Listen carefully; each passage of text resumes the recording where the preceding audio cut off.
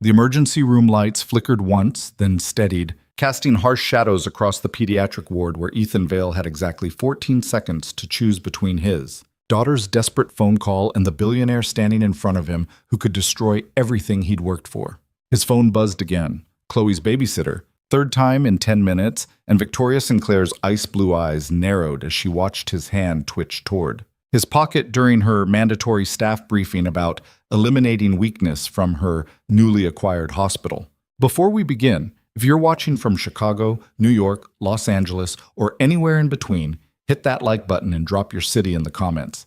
I want to see how far this story travels. Now, let's find out what happens when a single father fighting to survive meets a woman who's never lost a battle in her life. The coffee in Ethan's thermos had gone cold 3 hours ago, but he kept drinking it anyway because it gave his hand something to do besides shake. Tuesday nights were always the worst. Understaffed, overcrowded, and somehow the universe always decided Tuesday was the perfect time to send every sick kid in Cook County through the emergency department doors. He stood in the back of the conference room on the 3rd floor, as far from the podium as physically possible, while 47 other nurses and hospital staff packed themselves into rows of folding chairs that squeaked every time someone shifted their weight. The room smelled like industrial cleaner and anxiety. Most people were checking their phones. A few were whispering. Everyone looked exhausted. Victoria Sinclair stood at the front like a statue carved from ambition and designer suits. She was 30 years old, which made her younger than half the people in the room, and she'd bought Riverside Children's Hospital 6 weeks ago the way normal people bought coffee. Quickly, efficiently, and without much visible emotion. The press called her a visionary. The staff called her other things, usually in the break room after she'd left the building. "We're implementing new performance standards," Victoria said, her voice cutting through the murmur of side conversations like a scalpel through skin. Effective immediately. All staff will be evaluated quarterly based on metrics that include patient turnover rates, supply efficiency, and adherence to protocol during high-stress situations. Ethan felt his phone vibrate in his scrub pocket. He ignored it. "This hospital has been hemorrhaging money for 3 years," Victoria continued, clicking to the next slide on the projector behind her. Red numbers filled the screen. Patient outcomes are down. Operational costs are up. Insurance complaints have increased by 32%. These are not abstract problems. These are failures. Someone near the front coughed. Victoria didn't even glance in their direction. "I didn't purchase this facility to watch it circle the drain," she said. "I purchased it because it has potential. But potential means nothing without execution. And execution requires discipline." Ethan's phone buzzed again. He shifted his weight, felt the vibration stop, and tried to focus on what Victoria was saying about synergistic restructuring or operational pivots or whatever business. School terminology she was currently using to explain why everyone's job was probably about to get significantly harder. Then his phone buzzed a 3rd time. And this time, it didn't stop. Ethan's stomach dropped. 3 calls in under 10 minutes wasn't normal. Sarah, Chloe's babysitter, wouldn't call repeatedly unless something was actually wrong. She knew his schedule. She knew he couldn't answer during rounds or briefings. She knew... "You..." Victoria's voice snapped across the room like a whip crack. Ethan looked up and found her staring directly at him. "Yes, you in the back?" Victoria said, her tone flat and precise. "The one who's been checking his phone for the last 90 seconds instead of paying attention." Every head in the room turned. 47 pairs of eyes locked onto Ethan like searchlights. "I wasn't..." Ethan started. "You weren't what?" Victoria interrupted. "You weren't holding your phone? You weren't clearly distracted during a mandatory meeting about patient safety and operational standards?" Ethan felt heat crawl up the back of his neck. His phone was still buzzing in his pocket like a trapped wasp. "I apologize. There's a situation." "There's always a situation," Victoria said. She took 3 steps forward, her heels clicking against the linoleum floor. That's the excuse everyone uses when they prioritize their personal lives over their professional responsibilities. But let me be very clear about something. When you're in this building, wearing that uniform, your personal life does not exist. Your patients exist. Your colleagues exist. Your duty exists. Everything else is a distraction. Ethan's jaw tightened. He could feel his phone still vibrating, still buzzing, still screaming at him that something was wrong with his daughter and he was standing here being, lectured about professionalism by a woman who probably hadn't worked a bedside shift in her entire life. "Do you understand?" Victoria asked. "Yes," Ethan said quietly. "I don't think you do," Victoria replied. She was closer now, standing at the end of his row, close enough that he could see the absolute zero temperature in her expression. "Because if you understood, you wouldn't be standing here making excuses. You'd be demonstrating the kind of focus and commitment that this hospital desperately needs." The phone stopped buzzing. The silence felt worse. "I apologize," Ethan said again, and he hated how small his voice sounded. Victoria studied him for a long moment, her gaze moving from his face to his rumpled scrubs to the hospital ID badge clipped to his chest pocket. "Ethan Vale," she read aloud, "pediatric overnight nurse, 3 years at this facility." She looked back up at him. "Would you like to keep working here, Mr. Vale?" "Yes," Ethan said. "Yes." "Then I suggest you start acting like it," Victoria said. "Because the next time I catch you prioritizing phone calls over patient care, you won't just be embarrassed in front of your colleagues. You'll be unemployed." She turned back toward the podium without waiting for a response. The meeting continued. Victoria talked about new scheduling systems, updated protocols, mandatory training sessions. Ethan stood in the back and heard approximately none of it, because all he could think about was Chloe and Sarah and whatever emergency had just happened in his apartment 12 miles away while he stood here getting destroyed in front of everyone he worked with. When the meeting finally ended 40 minutes later, Ethan was the first person out the door. He made it halfway down the hall before his phone rang again. "Sarah?" he answered, not bothering to hide the panic in his voice.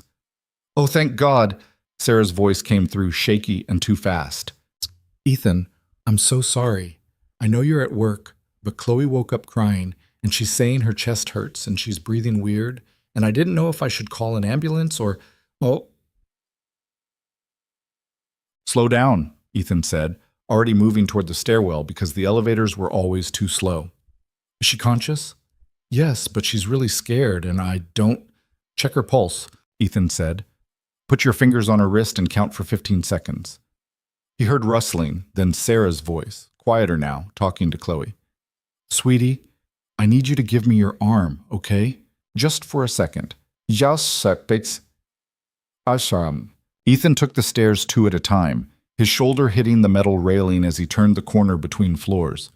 His shift didn't end for another 6 hours. He'd already used both his breaks this week covering for other staff. If he left early, especially after what just happened in that meeting, Victoria Sinclair would absolutely make good on her threat to fire him, but this was Chloe. 23 beats, Sarah said, coming back on the line. Ethan did the math in his head. 92 beats per minute, elevated but not dangerously so. Is she warm? A little, yeah. Any coughing? No, just the chest pain and the breathing thing. Ethan reached the ground floor and shoved through the stairwell door into the main corridor. The overnight charge nurse, Marcus, was standing at the central desk reviewing charts. He looked up when Ethan approached. "I need to leave," Ethan said. Marcus frowned. "Your shift ends at 6.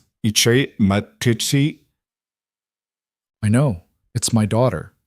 Is it an emergency?" "I don't know yet," Ethan said honestly, "but I need to go home and find out." Marcus studied him for a moment, then sighed. "You know we're short-staffed tonight." "I know. And you know Victoria Sinclair personally threatened to fire you about 30 minutes ago." "Yeah," Ethan said. "I was there." Marcus shook his head slowly, like he was watching someone make a terrible decision in slow motion. "If you leave, I have to report it." "Then report it," Ethan said. "But I'm leaving."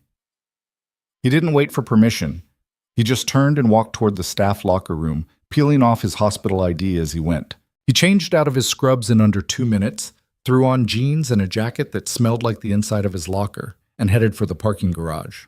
The drive home took 25 minutes through light traffic and every red light in Chicago.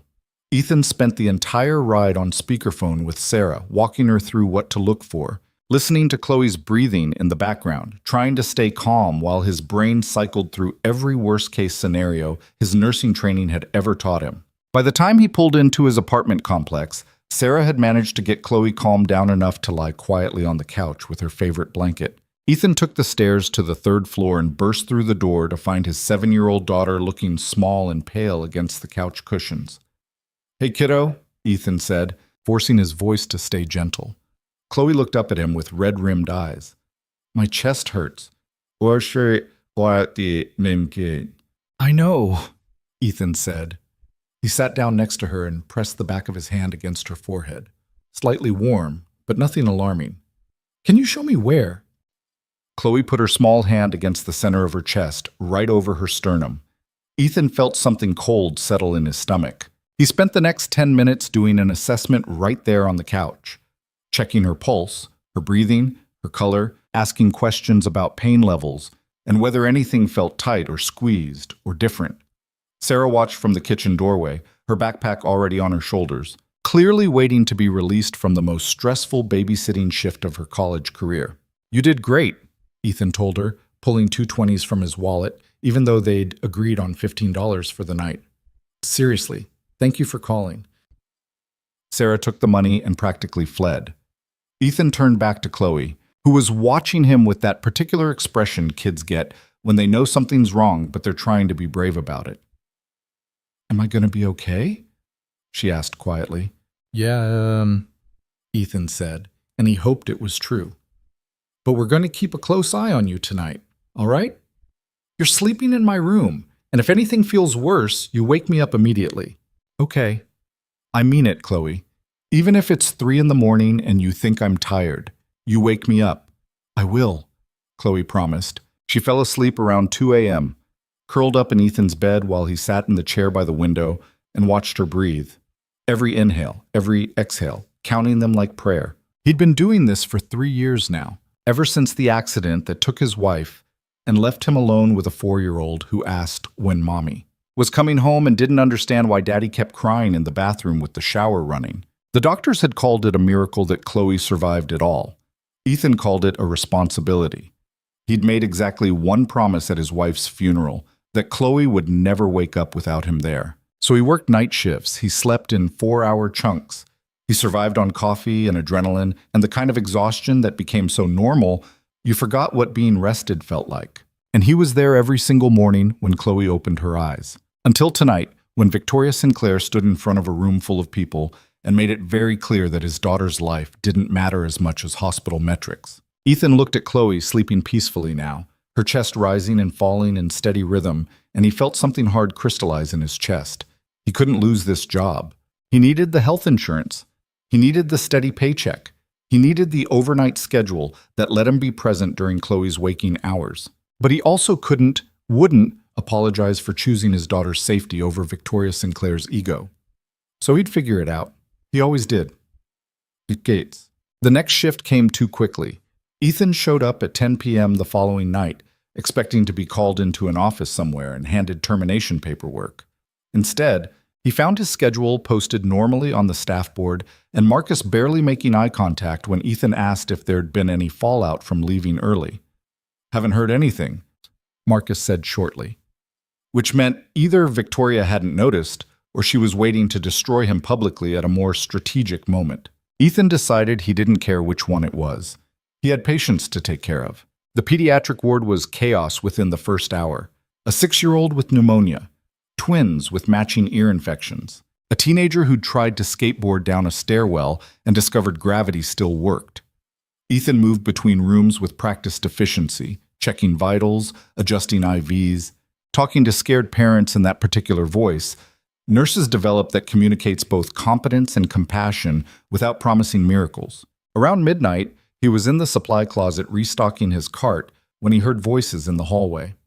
"I don't understand why we're doing rounds at this hour," someone said. Female voice. Unfamiliar. "Because I want to see how this facility operates when the executives aren't watching," another voice replied. Ethan recognized that one immediately. Victoria Sinclair. He froze with his hand halfway to a box of sterile gauze. "Most of our critical cases happen overnight," Victoria continued, her heels clicking closer. "If there are systemic problems with care quality or resource allocation, they'll be most visible during these shifts." Ethan heard them pass by the supply closet. He waited 30 seconds, then carefully pushed the door open and looked out. Victoria was walking the corridor with 2 people he didn't recognize, Probably administrators or consultants or whoever billionaires brought along when they wanted to inspect their recent purchases. She was wearing black slacks and a charcoal blazer that probably cost more than Ethan's monthly rent. And she moved through the pediatric ward like a general surveying a battlefield. "This is our overnight charge nurse, Marcus Chen," someone was saying, introducing her to Marcus at the central desk. Victoria shook his hand with the same warmth most people reserved for signing tax forms. "Mr. Chen, I'm interested in your staffing ratios. How many nurses are currently on duty?" "6," Marcus said, "for 42 patients." "That's a 7-to-1 ratio." "Yes." "Industry standard is 5-to-1 for pediatric acute care." "We're aware," Marcus said carefully. "We've requested additional funding for staffing increases, but the previous administration ignored the request because they were embezzling from the equipment budget," Victoria finished. "Yes, I'm aware. That's been addressed. You'll have approval for 2 additional positions by the end of the month."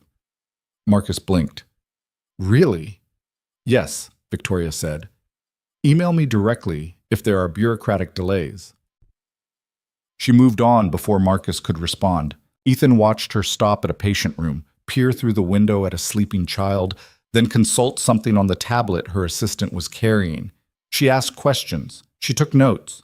She noticed things, like the crack in one of the ceiling tiles and the way the linoleum near the nurse's station was starting to peel up at the corner, and the fact that 3 of the IV poles had wheels that squeaked loud enough to wake patients. "Document all of this," Victoria told her assistant. "Maintenance should have caught these issues months ago." They were 2 rooms away from Ethan now. He considered ducking back into the supply closet, but before he could move, Victoria's gaze swept down the hallway and landed directly on him. Their eyes met. Victoria's expression didn't change, but something flickered across her face. Recognition, maybe, or calculation. "Mr. Vale?" she said. Ethan straightened. "Miss Sinclair, boss." Victoria walked toward him with that same measured pace that suggested she'd never hurried anywhere in her life. Her assistant and the other administrators followed like ducklings. "You're working tonight, Victoria observed. "Yes," Ethan said, "despite leaving your previous shift 6 hours early. I had a family emergency." "And did that emergency resolve itself?" Victoria asked. Her tone was perfectly neutral, which somehow made it worse. Ethan felt his jaw tighten. "It did. Good," Victoria said. Then, without any transition or warning, "Walk me through your current patient assignments." Ethan hesitated. "What?" "Your patients," Victoria repeated. "I want to understand how overnight care works in this department. You're assigned to which rooms?" 4 through 9, Ethan said slowly. "Show me." It wasn't a request. Ethan glanced at Marcus, who just shrugged helplessly, then led Victoria down the hallway to his assigned rooms. She followed silently while he explained each case. The 6-year-old with pneumonia who was responding well to antibiotics. The twins whose fevers had broken an hour ago. The teenager with the skateboard injury who kept trying to leave against medical advice. Victoria listened without interrupting. She looked at charts when he referenced them. She asked occasional questions that suggested she actually understood medical terminology, which surprised him. When they reached his last room, she paused. "Do you enjoy this work?" Victoria asked. The question caught him off guard. "Yes." "Why?" Ethan looked through the window at the teenager sleeping in the bed, his leg elevated and wrapped in a cast covered with signatures from friends who'd visited earlier. "Because kids are resilient," he said. "Adults come in here and they're scared and angry and they want to know why this is happening to them. Kids just want to know if they're going to be okay. And most of the time, you can tell them yes." Victoria was quiet for a moment. "And when you can't? Then you make sure they're not alone," Ethan said. Something crossed Victoria's face then. Something quick and complicated that he couldn't quite read before her professional mask slipped back into place. "You left your shift early last night," Victoria said. "That's unacceptable." "I know." "You were distracted during a mandatory staff meeting. Also unacceptable." "I know. And now you're here, working competently and professionally, as if none of that matters." Ethan met her gaze. "My daughter matters. Everything else I can apologize for." Victoria studied him with those ice blue eyes that probably made corporate executives break down and confess their failures. You have a daughter? Yes. How old? 7. And last night's emergency involved her. It wasn't a question, but Ethan answered anyway. Yes. Victoria nodded slowly, like she was filing this information away in some mental database. In the future, Mr. Vale, if you have a legitimate emergency requiring you to leave your shift early, you will notify your charge nurse immediately and follow proper protocol. You will not simply walk out of the building without authorization. Is that clear? Yes, Ethan said. Good, Victoria said. Then, you're not fired. She walked away before he could respond. Ethan stood in the hallway for a long moment, watching her disappear around the corner with her entourage, and tried to figure out what the hell had just happened. Shit. The rumors started spreading the next day. Ethan heard them in the break room, in the elevator, in snatches of conversation between nurses who thought he wasn't listening. Apparently, Victoria Sinclair had done a complete overnight inspection of the pediatric ward. Apparently, she'd questioned multiple staff members. Apparently, she'd been specifically interested in Ethan Vale and whether he was a cultural fit for the new hospital direction. She's building a case to fire you, one of the older nurses told him bluntly. That's what they do. Document everything, find a pattern, then present you with termination papers and dare you to challenge it. Maybe, Ethan said. You should start looking for another job. Well, Ethan didn't respond to that because the truth was, he'd already looked. There weren't many hospitals in Chicago that offered the specific combination of overnight pediatric positions with decent benefits and scheduling flexibility that he needed. Riverside had been a miracle find. Leaving wasn't impossible, but it would mean uprooting Chloe's school, changing their entire routine, possibly losing the apartment because he wouldn't be able to maintain the same income level. So he kept working. He showed up on time. He followed every protocol exactly. He double-checked his documentation and triple-checked his med counts and made absolutely sure that Victoria Sinclair would never have a legitimate reason to question his professional competence. 2 weeks passed without incident. Then 3. Ethan started to relax, thinking maybe he'd dodged the bullet after all. That's when Chloe's school called. Mr. Vale. The nurse's voice was professional but concerned. Chloe's not feeling well. She's complaining of chest pain again. Ethan closed his eyes. I'll be there in 20 minutes. He found his daughter in the nurse's office, sitting on the examination table and looking miserable. Hey, kiddo, Ethan said gently, sitting down next to her. You okay? It hurts, Chloe said, putting her hand over her chest. Ethan felt that familiar cold weight settle in his stomach. This was the 3rd time in 2 weeks. That wasn't normal.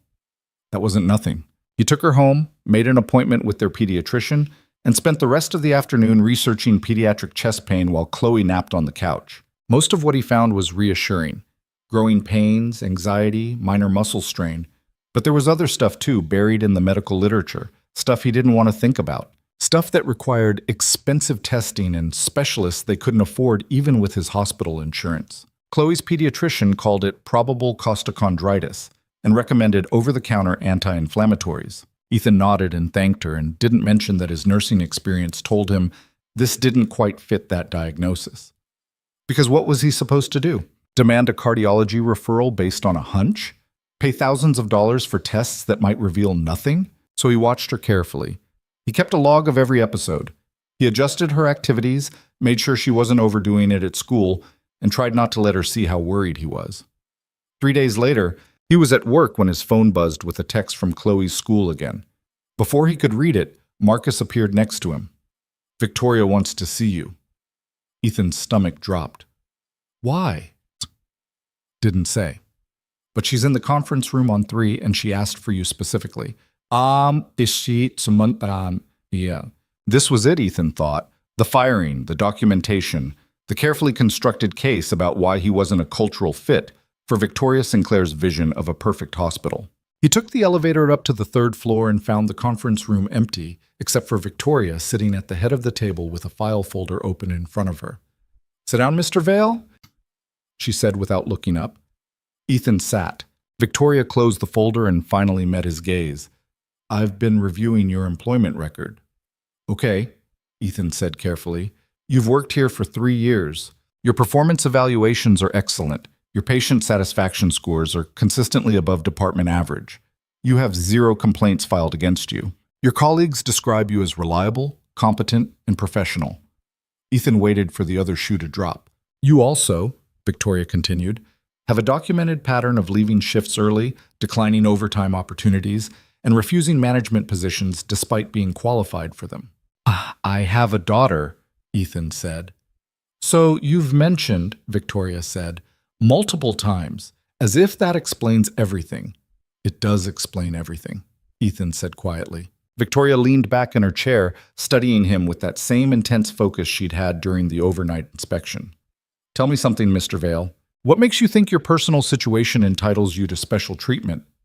I don't, Ethan said. Then why should I tolerate an employee who consistently prioritizes his personal life over his professional responsibilities? Because I'm good at my job, Ethan said. Because my patients get better. Because when there's a crisis, I handle it. Because despite whatever pattern you think you found in my file, I show up and I do the work and I do it well. Adequately, Victoria corrected. You do it adequately. Good would be volunteering for extra shifts. Good would be accepting leadership roles. Good would be prioritizing the hospital's needs above your own convenience. Ethan felt anger spark in his chest. My daughter having a medical emergency isn't convenience. And how often does that happen? Victoria asked. Because according to your attendance records, you've left early or called out 18 times in the last 3 years. That's 6 times per year. Once every 2 months. Does your daughter have a chronic medical condition I should be aware of? The question hit like a physical blow. No, Ethan said. It wasn't quite a lie. Chloe didn't have a diagnosis. Just symptoms. Just patterns. Just a father's growing certainty that something was wrong and no money to prove it. Victoria watched him for a long moment. Then I'm putting you on formal notice, she said. Any future absences or early departures without advance approval will result in immediate termination. Is that understood? Yes, Ethan said. You're dismissed. Ethan stood up and walked out before he said something that would get him fired on the spot. He made it to the stairwell before his phone buzzed again. The text from Chloe's school was simple. Please call when you have a moment, Ethan called. Mr. Vale, the nurse said. Chloe had another episode. Of course she did. Is she okay? Ethan asked. She's resting now, but we think you should probably pick her up early today. I'm at work, Ethan said. My shift doesn't end until 6. Oh, the nurse said. Well, she can wait in the office, but she's pretty uncomfortable. Ethan closed his eyes and pressed his forehead against the cold concrete wall of the stairwell. He could stay, follow Victoria's ultimatum, prove he could prioritize the hospital over his personal life. Or he could go get his daughter, who was 7 years old and scared and in pain, and probably lose his job in the process. It wasn't really a choice at all. I'll be there in 30 minutes, Ethan said. He went back to the nurse's station, told Marcus he had another emergency, and walked out before anyone could stop him. This time, he knew he wasn't coming back. Ethan picked up Chloe from school and drove home in silence while she dozed in the passenger seat with her backpack clutched against her chest like a shield. The afternoon traffic crawled through downtown Chicago, giving him plenty of time to calculate exactly how screwed he was. Rent was due in 8 days, the car payment in 12. Chloe's after-school program charged monthly whether she attended or not, and he'd already paid for November. His phone sat in the cup holder between them, screen dark, waiting for the inevitable call from human resources. It didn't come that afternoon, or that evening. By the time Ethan fed Chloe dinner, mac and cheese from a box because he was too exhausted to attempt anything more complicated, and got her settled in front of a movie, he'd started wondering if maybe, somehow, he'd gotten lucky. Maybe Marcus hadn't reported it yet. Maybe Victoria was too busy dismantling other people's careers to notice his absence. Maybe he was an idiot for hoping. Chloe fell asleep on the couch around 8, her head tilted at an angle that would definitely give her a sore neck by morning. Ethan carried her to bed, tucked her in, and stood in the doorway watching her breathe for longer than was probably healthy. Every rise and fall of her chest felt like a small miracle he couldn't quite trust. His phone buzzed. Ethan looked at the screen and felt his stomach drop through the floor. The email was from Victoria Sinclair directly, not HR. Subject line: Meeting required. He opened it. Mr. Vale, you are required to attend a disciplinary meeting tomorrow at 2 p.m. in my office. Failure to attend will be considered voluntary resignation. V. Sinclair Short. Professional. Absolutely terrifying. Ethan read it 3 more times, then set his phone down and pressed his palms against his eyes until he saw stars. He'd known this was coming. He'd walked out of the hospital fully aware of the consequences. But seeing it spelled out in corporate language made it real in a way that panic and adrenaline had temporarily allowed him to ignore. He needed this job. Chloe needed his insurance. They needed stability. But Chloe also needed a father who showed up when she was scared and hurting. Ethan had made his choice. Now he'd have to live with it. Sleep didn't come easy that night. He lay in bed staring at the ceiling and running through conversations in his head, trying to figure out what he could possibly say to Victoria Sinclair that would convince her he deserved another chance. Nothing sounded right. Everything sounded like excuses. By the time his alarm went off at 6 a.m., he'd managed maybe 3 hours of actual rest. Chloe was already awake, sitting at the kitchen table with her math homework spread out in front of her. She looked better this morning, more color in her cheeks, less of that pinched expression she got when her chest hurt. "Morning, kiddo," Ethan said, starting the coffee maker. "How are you feeling?" "Okay," Chloe said, not looking up from her worksheet. "Is today pancake day?" "Bo si muffin sats. Thursday." "Right. They always did pancakes on Thursday because it was the one morning Ethan wasn't completely destroyed from working overnight." "Yeah," Ethan said. "Chocolate chip or blueberry?" "Chocolate chip," Chloe said immediately, then paused. "Are you okay, Dad?" Ethan forced a smile. "I'm fine. Why?" "You look sad." Kids noticed everything. It was one of those universal truths Ethan had learned the hard way over the past 3 years. You couldn't hide emotions from children because they paid attention to things adults had trained themselves to ignore. "Just tired," Ethan said, which was true enough. "Did you have to work really late?" "Something like that." "No." Chloe accepted this with a shrug and went back to her homework while Ethan made pancakes on autopilot, his brain already skipping ahead to the meeting at 2 p.m. and all the ways it could destroy everything he'd built. He dropped Chloe at school, drove home, tried to sleep, failed, and spent the rest of the morning cleaning the apartment with manic energy because sitting still made the anxiety worse. By 1:30, he'd vacuumed every room, done 2 loads of laundry, and scrubbed the bathroom until the tile gleamed. The hospital was a 20-minute drive. Ethan gave himself 30, parked in the employee garage, and walked through the main entrance with the grim determination of someone heading toward their own execution. Victoria's office was on the 5th floor in the administrative wing, where actual patient care felt like a distant concept. Everything up here was glass and steel and minimalist furniture that looked expensive and uncomfortable. The receptionist, a woman in her 40s with perfect makeup and a name tag that said Diane, looked up when Ethan approached. "Ethan Vale," he said. "I have a 2 o'clock meeting." Diane checked her computer, nodded, and gestured toward a row of chairs along the wall. "Miss Sinclair is running a few minutes behind. Please have a seat." Ethan sat. The chairs were just as uncomfortable as they looked. He waited for 15 minutes, watching other staff members come and go, all of them moving with the careful efficiency of people who knew they were being evaluated. A man in a suit rushed past talking urgently into his phone about budget allocations. 2 women in business casual walked by discussing supply chain logistics.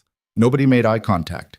At 2:17, the door to Victoria's office opened and a man in his 50s walked out looking pale and shaken. He moved past Ethan without speaking, his hands clutching a folder against his chest. "Miss Sinclair will see you now," Diane said. Ethan stood up and walked into the office before his brain could fully process the fear response screaming at him to run. Victoria's office was exactly what he'd expected, floor-to-ceiling windows overlooking downtown Chicago, a desk that could probably double as a landing strip for small aircraft, and absolutely 0 personal touches anywhere. No photos, no plants, no indication that an actual human being spent time in this space. Victoria herself sat behind the desk wearing a navy suit that probably cost more than Ethan's monthly salary. She didn't look up when he entered. "Close the door," she said. "Sit down." Ethan did both. Victoria finished whatever she was reading on her tablet, set it aside with deliberate precision, and finally met his gaze. "Do you know why you're here?" "Yes," Ethan said. "Tell me." I left work yesterday without authorization. For the 18th time in 3 years, Victoria said. But this time, you did it less than 10 minutes after I explicitly warned you that any future violations would result in immediate termination. I know. And yet you walked out anyway. Yes. Victoria leaned back in her chair, studying him with that same calculating expression she'd worn during their first confrontation. I'm trying to understand your thought process, Mr. Vale. Either you're incredibly stupid or you simply don't care about keeping this job. I care, Ethan said quietly, but I also have a daughter who needed me. Everyone has obligations outside of work, Victoria said. That's not unique to you. What makes you think your situation is special, Bum? Ethan felt something crack in his chest. My daughter is 7 years old. She's been having chest pain for 2 weeks. The school nurse called because she was sitting in the office crying and scared, and they wanted someone to pick her up. So yes, I left, because she needed her father more than this hospital needed one nurse during a slow afternoon shift. And what about the next time? Victoria asked. And the time after that? What happens when I build a staffing schedule around you and you simply decide not to show up because your daughter has a stomach ache or a bad dream or she's having heart problems? Ethan interrupted. The words came out louder than he'd intended, harsher. Victoria's expression shifted slightly, not quite surprised, but something close to it. What? She said. Heart problems, Ethan repeated, and now that he'd started, he couldn't seem to stop. Or something. I don't know for sure because I can't afford the testing to find out.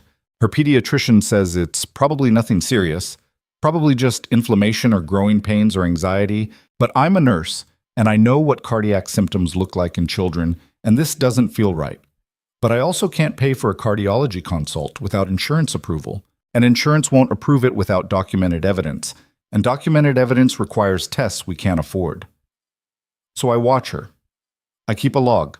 I monitor her symptoms and try to make sure she doesn't overdo it, and when the school calls because she's in pain, I go get her, because that's what parents do. Silence filled the office like a living thing. Victoria's face had gone completely blank. Not cold, blank. Like she was a computer that had just received input it didn't know how to process. Your daughter has a heart condition, she finally said. I don't know, Ethan admitted. Maybe. Probably not, but I can't prove it either way. And your insurance won't cover diagnostic testing. Not without pre-authorization from a specialist, which requires a referral from her pediatrician, who doesn't think it's serious enough to warrant emergency intervention. Victoria was quiet for a long moment. Why didn't you mention this before? Because it sounds like an excuse, Ethan said. Because everyone has problems and everyone thinks theirs are the most important. Because I didn't want to be that employee who uses his kid as emotional manipulation to avoid consequences. Because, he stopped, swallowed hard. Because saying it out loud makes it real. And if it's real, then I have to deal with the fact that something might be seriously wrong with my daughter, and I can't afford to fix it. The silence stretched out again. Victoria stood up suddenly, walked to the window, and stared out at the city below. Ethan stayed in his chair and tried to remember how to breathe normally.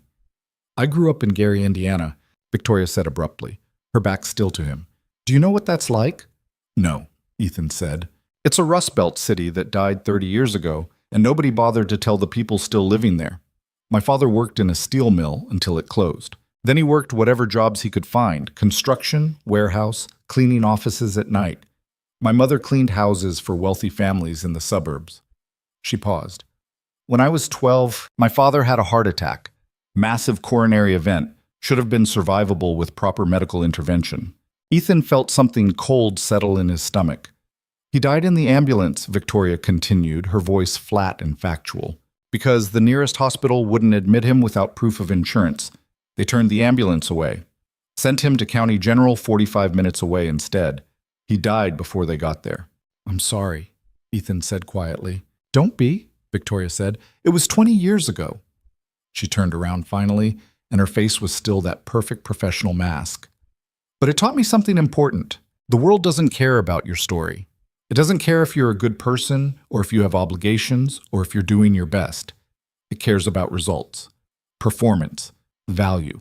The only way to survive is to be so competent, so essential, that they can't afford to throw you away. Ethan understood suddenly why Victoria Sinclair was the way she was. Not cold, armored, not cruel, terrified of weakness because weakness had killed her father and probably almost killed her. That's why you bought at the hospital, Ethan said. I bought the hospital because it was a failing institution with good bones and significant growth potential, Victoria corrected. The fact that I also have personal reasons for caring about healthcare access is irrelevant. Is it? Oh, Victoria's jaw tightened. You left work yesterday without authorization. You violated a direct order. You demonstrated that you're unwilling or unable to prioritize your professional responsibilities. In any functional organization, that would result in immediate termination. I know, Ethan said. However, Victoria continued, I'm not going to fire you. Ethan blinked. What? You're not fired, Victoria repeated. But there are conditions. She walked back to her desk, opened a drawer, and pulled out a document. You're going to sign a formal disciplinary agreement. It states that any future unauthorized absences will result in immediate termination without appeal. It also places you on a performance improvement plan for the next 90 days. You'll meet with your supervisor weekly to review your attendance and patient care metrics. And, she paused, you're going to bring me your daughter's medical records. Why? Because I'm going to arrange for a cardiology consult, Victoria said. Properly documented, fully covered through our employee family medical program. No cost to you. If there's something wrong, we'll find it. If there isn't, you'll have peace of mind and your daughter will have documentation that satisfies the insurance company's requirements for any future care. Ethan stared at her. I don't understand. Which part? Any of this. You've spent the last month making it very clear that you think I'm a liability. Now you're offering to help me? I'm offering to solve a problem, Victoria corrected. You're distracted at work because you're worried about your daughter's health. If we address that concern through legitimate medical channels, you can focus on your job. That benefits everyone. It was such a perfectly logical, emotionally sterile explanation that Ethan almost believed it. What's the real reason? He asked. Victoria's expression didn't change. That is the real reason. No, Ethan said quietly. The real reason is that you saw yourself in that story. The father who couldn't afford care. The system that failed him. You're trying to fix something that happened 20 years ago. Sign the agreement, Mr. Vale, Victoria said, pushing the document across the desk. Ethan picked it up and read through it carefully. It was exactly what she'd described. Strict attendance requirements, weekly check-ins, zero-tolerance policy. But it also included a clause about the medical benefits, spelled out in clear language that would hold up if anyone tried to challenge it later. He signed it. Good, Victoria said, taking the document back. You're dismissed. And Mr. Vale? She looked up at him. Don't make me regret this. I won't, Ethan promised. He left the office feeling like he'd just survived something he didn't fully understand. The next 2 weeks passed in a strange liminal space where Ethan couldn't quite figure out what was happening. Victoria arranged the cardiology appointment within 48 hours, something that normally would have taken weeks of referrals and insurance approvals.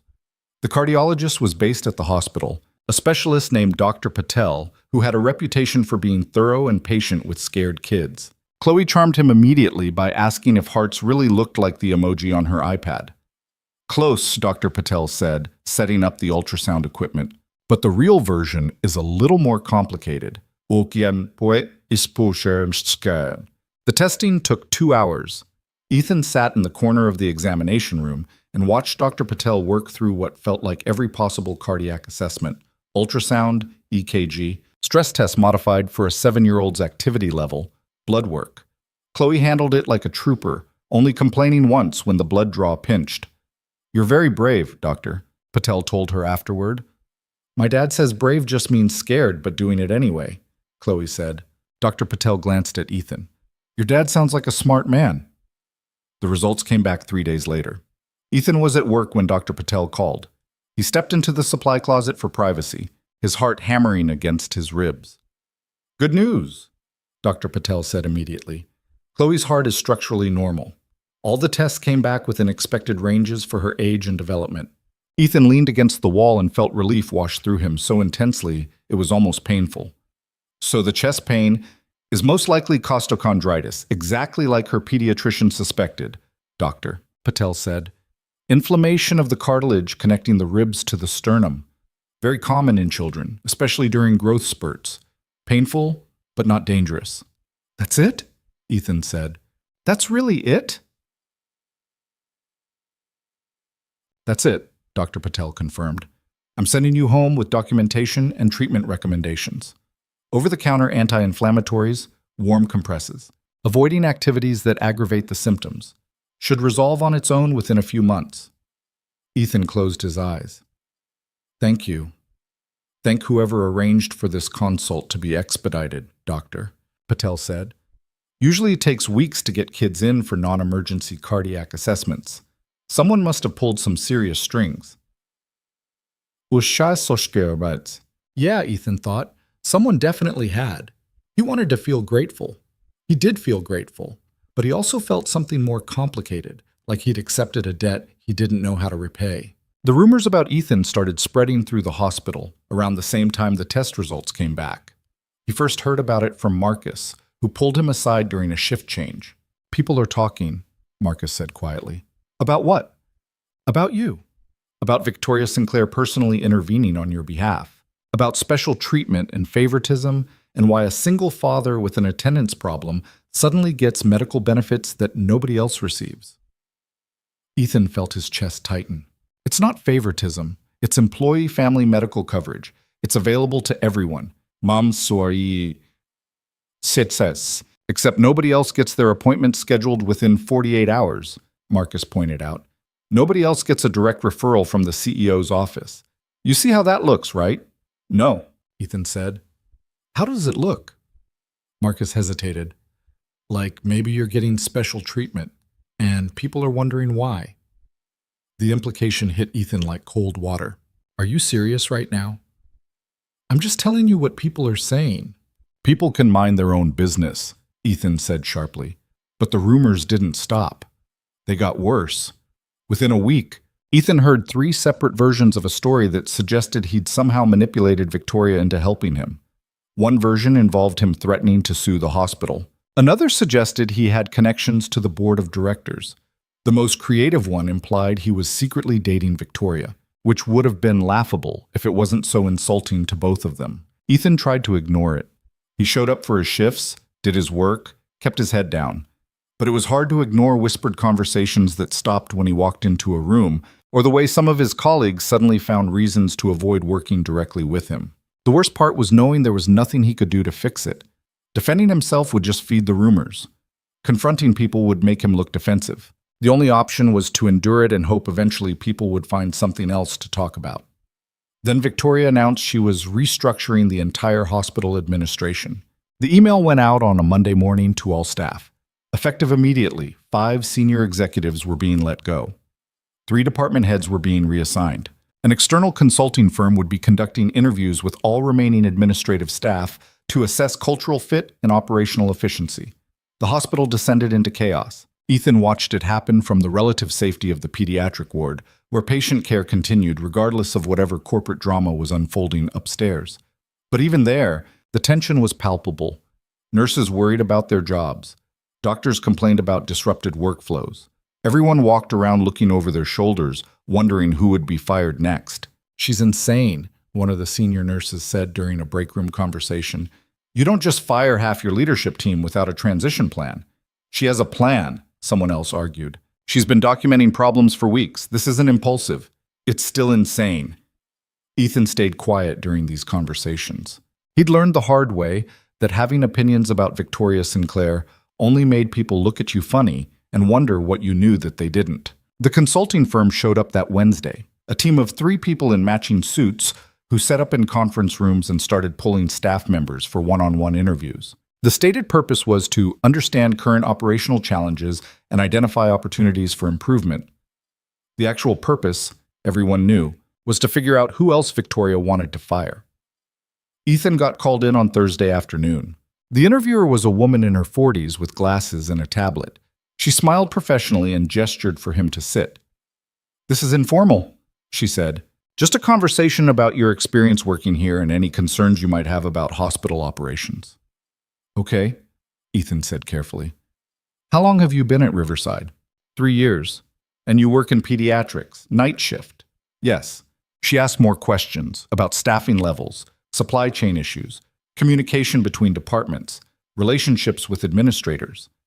Ethan answered honestly but carefully, avoiding anything that could be construed as criticism of specific people. Then she asked, "What's your impression of the new leadership under Ms. Sinclair?"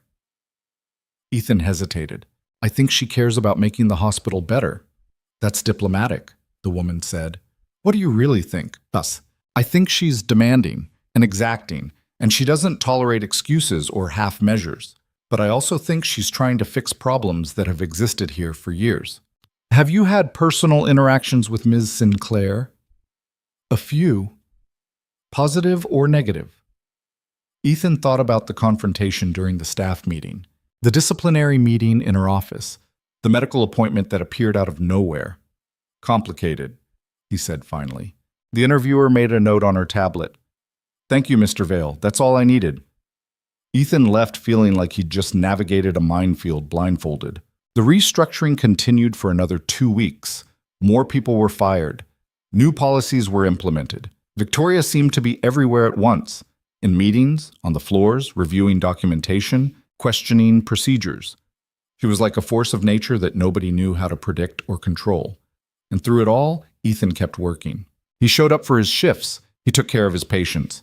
He attended his weekly check-ins with his supervisor and demonstrated perfect attendance. He followed every rule, met every metric, and gave Victoria Sinclair absolutely zero reasons to regret not firing him. But he also noticed something strange. Victoria had started appearing in the pediatric ward more often, not for official inspections or administrative business, just showing up, walking through, observing. Sometimes she'd stop and talk to patients' families, asking about their experience and taking notes. Sometimes she'd watch the nurses work from a distance, her expression unreadable. And sometimes Ethan would look up from a patient's chart and find her watching him specifically. It was unnerving. One night around 2 a.m., Ethan was in a patient room helping a terrified 10-year-old with asthma through a breathing treatment when he sensed someone standing in the doorway. He glanced over his shoulder and found Victoria there, silent and observing. She didn't interrupt. She just watched. Ethan finished the treatment, got the kid calmed down and settled back in bed, then stepped out into the hallway where Victoria was waiting. "Can I help you with something?" he asked quietly. "I'm observing overnight operations," Victoria said, "at 2 a.m. "Yes. You do realize that's unusual, right? Most hospital CEOs don't personally observe night shifts." I'm not most hospital CEOs," Victoria said. "Then, how's your daughter?" The question caught him off guard. "She's fine. The treatment plan is working." "Good." They stood there in awkward silence for a moment. "Can I ask you something?" Ethan said. "Yes." "Why did you really help me? And don't say it was about operational efficiency or solving problems. I want the real answer." Victoria was quiet for a long moment, her gaze fixed on something down the hallway. "Because I couldn't save my father," she finally said. "But I could help your daughter. And maybe that's selfish. Maybe I'm trying to retroactively fix something that can't be fixed. But it was within my power to help, so I did." "That's not selfish," Ethan said quietly. "That's not selfish, isn't it?" Victoria looked at him. "I used hospital resources for personal reasons. I expedited care that other employees don't receive. I demonstrated favoritism based on emotional reasoning rather than merit." "You demonstrated compassion," Ethan corrected. "There's a difference. In business, there isn't." "This isn't just business," Ethan said. "This is a hospital. People come here because they're sick or scared or hurt. And yeah, operational efficiency matters and financial sustainability matters. But if you strip away all the humanity in pursuit of perfect metrics, you're not running a hospital anymore. You're just running a very expensive machine." Victoria's expression shifted slightly, something that might have been surprise or might have been respect. "That's an interesting perspective." "It's the truth," Ethan said. A call light went off down the hall. Ethan excused himself and went to handle it, leaving Victoria standing alone in the corridor. When he came back 15 minutes later, she was gone. But something had shifted between them that night.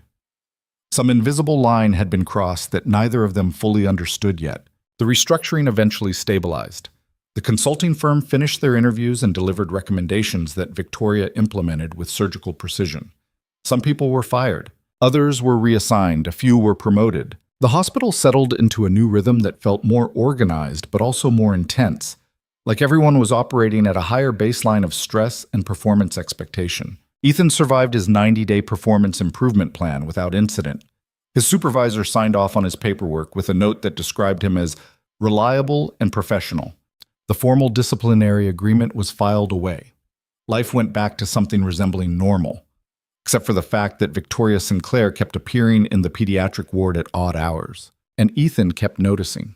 It happened on a Tuesday in early December when the weather forecast promised snow, and the emergency department was already bracing for the inevitable chaos that came with Chicago winter storms. Ethan arrived for his shift at 9:30 p.m. to find the hospital humming with that particular frequency of controlled panic that meant something big was coming. "Blizzard warning through tomorrow morning," Marcus said by way of greeting.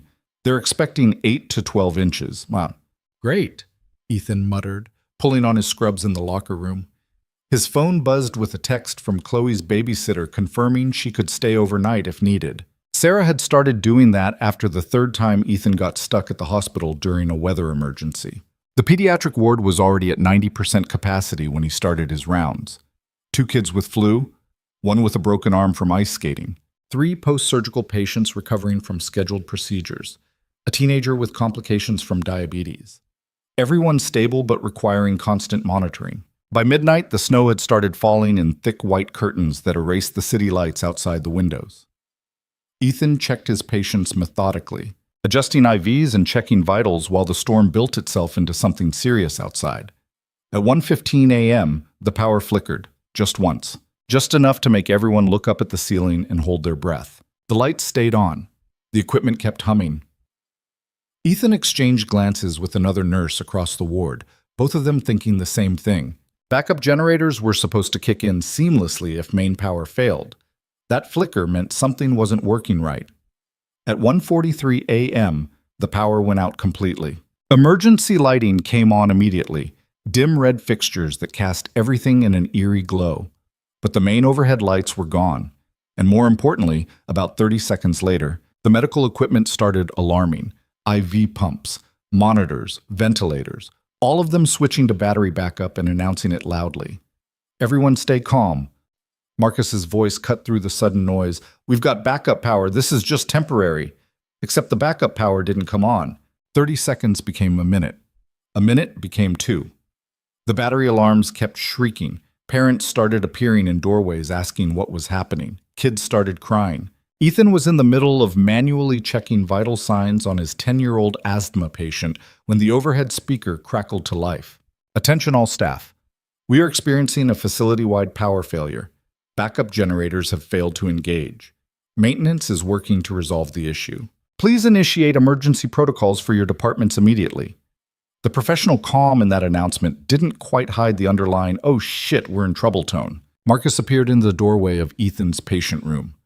"Get everyone on manual monitoring. I need a count of which patients are on critical equipment. Yes, 5 on continuous monitoring," Ethan said. 2 on IV medications that can't be interrupted. The post-surgical kids in 204 and 206, can we sustain them on battery backup? "For maybe 2 hours if we're lucky," Ethan said. "Less if the batteries aren't fully charged." Marcus swore quietly and moved on to coordinate with other nurses. Ethan spent the next 20 minutes moving between rooms, reassuring terrified parents, manually documenting vital signs, and doing the mental math on how long each piece of equipment could run on battery power before they had a real crisis. The teenager with diabetes, Emma, 16 years old and sharp enough to recognize when adults were lying about how bad things were, asked him directly, "Are we going to be okay?" "Yes," Ethan said, checking her blood sugar levels manually with a fingerstick test. "But it might be uncomfortable for a while." "That's not the same as safe," Emma said. "You're right," Ethan admitted. "But I'm not going to let anything happen to you. That's a promise." Emma studied his face for a moment, then nodded. "Okay." At 2:30 a.m., hospital administration made an announcement that the backup generators had catastrophic mechanical failure and couldn't be repaired quickly. They were bringing in portable generators, but it would take time. All non-critical patients were being discharged or transferred to other facilities. Critical patients would remain on battery backup until portable power could be established. At 2:45 a.m., the elevator system failed completely, trapping 3 people between floors. At 3:10 a.m., the first battery alarm started indicating critical low power. That's when Ethan realized they weren't going to wait for administration to solve this. They needed to act now. He found Marcus in the medication room counting supplies. "We need to move the critical patients downstairs to the ER," Ethan said. "They've got portable generators there for trauma situations." "The elevators are down," Marcus said. "How exactly do you propose moving post-surgical pediatric patients down 5 flights of stairs in the dark?" "Carefully," Ethan said. "But we don't have another option. Those batteries are dying, Marcus. We've got maybe 90 minutes before we start losing monitoring on kids who need it." Marcus pressed his hands against his face. "If we move them wrong, if someone falls, if a kid gets injured during transport, if we don't move them, they're going to code in their rooms with no equipment to save them," Ethan interrupted. "I'll take responsibility, but we have to move now." Marcus looked at him for a long moment. "You're serious?" "Completely." "Okay," Marcus said finally. "Okay. Get everyone you can and start prepping patients for transport. I'll notify the ER that we're coming." Ethan gathered every available nurse on the floor, 6 people total, which wasn't nearly enough but would have to be. He explained the plan quickly. They'd move in teams, taking the most critical patients first, using stairwells with emergency lighting. Each transport team would consist of 2 adults minimum, with 1 person carrying the child and another managing any portable equipment. "This is insane," one of the younger nurses said. "Yeah," Ethan agreed, "but we're doing it anyway." They started with the post-surgical patients because they were most fragile. Ethan took the first one, a 6-year-old boy recovering from an appendectomy who weighed maybe 50 pounds. He wrapped the kid in blankets, disconnected him from the wall monitors, and lifted him carefully while another nurse grabbed the portable vital signs kit. The stairwell was lit only by dim emergency fixtures and filled with other staff members trying to navigate in the dark. Ethan moved carefully, 1 step at a time, acutely aware that one slip could turn this rescue into a tragedy. The boy started crying halfway down. "I'm scared." "Me too, buddy," Ethan admitted. "But we're almost there, man." It took 15 minutes to get one patient down 5 flights of stairs and settled in the ER. Then Ethan went back up and did it again. And again. His legs burned, his arms shook, his back screamed in protest. He didn't care. On his 3rd trip up, he encountered Victoria Sinclair in the stairwell. She was climbing up while he was heading down, and they nearly collided on the landing between floors. Victoria looked completely different than he'd ever seen her. Her suit jacket was gone, her white blouse had come untucked, and there was actual fear visible in her expression. "What are you doing?" she asked. "Moving patients to the ER," Ethan said. "The batteries are dying upstairs." "Okay." "I know," Victoria said. "I've been coordinating with maintenance. The portable generators should be here within the hour." "We don't have an hour," Ethan said flatly. "I've got 5 more critical patients upstairs who need equipment to stay stable. We're moving them now." Victoria looked past him down the stairwell, then back up toward the pediatric floor. "How many staff do you have?" 6 nurses total. "That's not enough. It's what I've got," Ethan said. "Now, if you'll excuse me, I'll help," Victoria said. Ethan stared at her. "What?" "I'll help," Victoria repeated. "Tell me what to do." For a moment, Ethan genuinely couldn't process what she was saying. Victoria Sinclair, billionaire CEO, woman who wore $5,000 suits and fired executives before breakfast, was volunteering to carry sick children down dark stairwells during a crisis. "Do you have any medical training?" Ethan asked. "No." "Can you lift 30 pounds safely?" "Yes." "Then come on," Ethan said. They climbed back to the 5th floor together. The pediatric ward looked like something from a disaster movie, emergency lighting casting red shadows, equipment alarms creating a constant wall of noise, parents clustered in doorways looking terrified, nurses moving between rooms trying to manually monitor everyone at once. Ethan grabbed Victoria by the arm and pulled her toward one of the patient rooms. "This is Maya. She's 8. Post-surgical day 2 from a cardiac repair. She needs to go down next."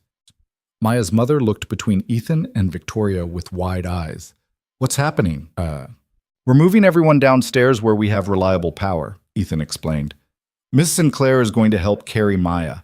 I'll be right beside you the whole time managing her equipment. It's going to be slow and careful and safe. Okay, Maya's mother whispered.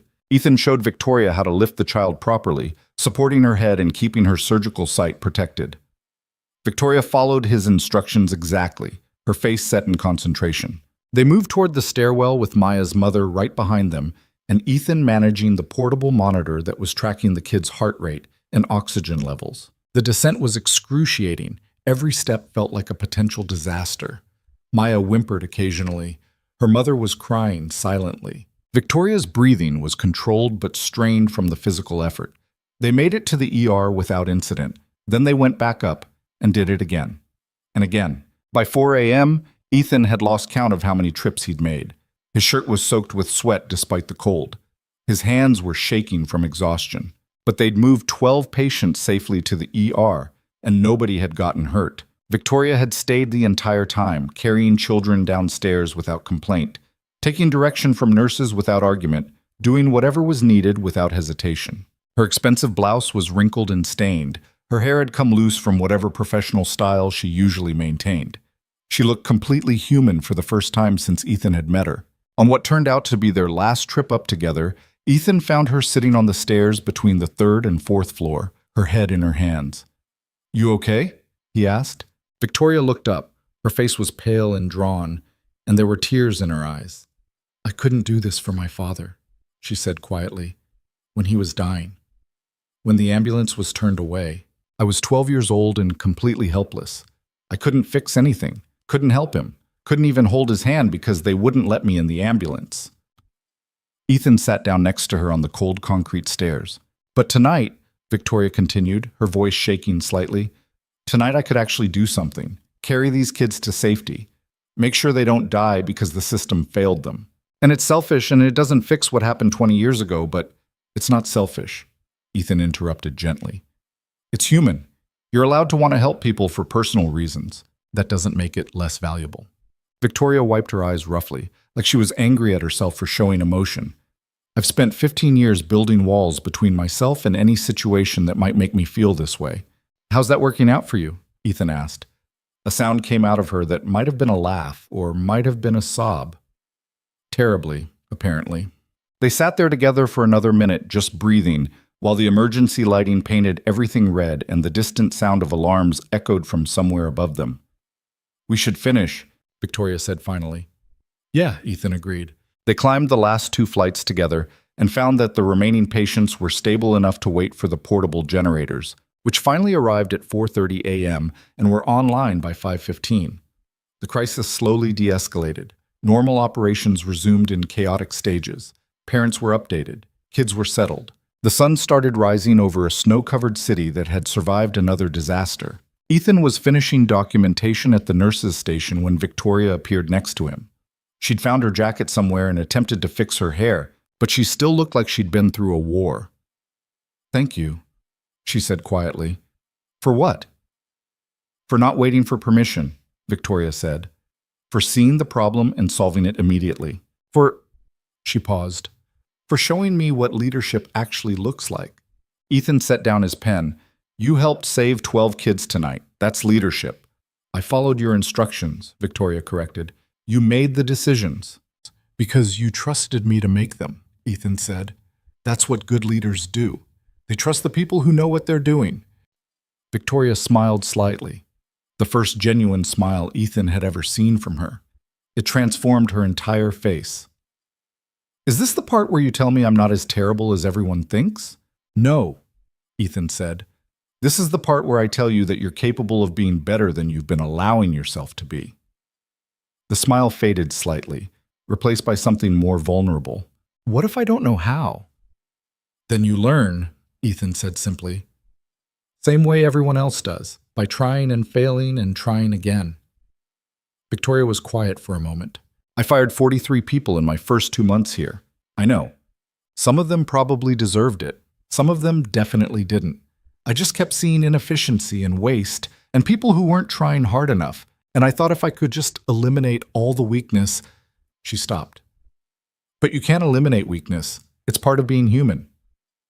Yeah, Ethan said. It is. They stood there together while the hospital slowly returned to normal around them. The overhead lights came back on gradually as maintenance restored power section by section. The red emergency lighting faded. The sun kept rising. I should go home, Ethan said finally. My shift ended 2 hours ago, and my daughter's probably wondering where I am. How is she? Victoria asked. Chloe, how's her treatment going? Ethan felt something warm spread through his chest at the fact that Victoria remembered his daughter's name. She's good. The costochondritis is responding to the anti-inflammatories. She's back to being a normal 7-year-old who thinks homework is torture and vegetables are evil. That's good, Victoria said. Then, would you... She hesitated. Would you be willing to meet for coffee sometime? Not hospital business, just to talk. Ethan raised an eyebrow. You want to have coffee with me? I want to understand how you do this, Victoria said. How you balance everything. How you stay kind when the world gives you every reason not to be. How you... She stopped again, searching for words. How you remain human in a job that asks you to be mechanical. Coffee sounds good, Ethan said. They exchanged numbers. Victoria left first, walking toward the administrative offices with her shoulders squared and her professional mask sliding back into place. Ethan watched her go and thought about how strange it was that a crisis in the middle of a winter storm had somehow created the first real connection between them. He drove home through snow-covered streets as the city woke up around him. Chloe was already at the kitchen table eating cereal when he walked in, still in his scrubs that smelled like hospital disinfectant and exhaustion. Dad! She jumped up and hugged him around the waist. Sarah said you got stuck at work because of the snow. Yeah? Ethan said, hugging her back. Big storm. Everything's okay now, though. Were people scared? Ethan thought about 12 kids being carried down dark stairwells, about parents crying, about Victoria Sinclair's hands shaking as she lifted a post-surgical patient. Yeah, he said honestly, but we took care of them. Because that's what you do, Chloe said confidently.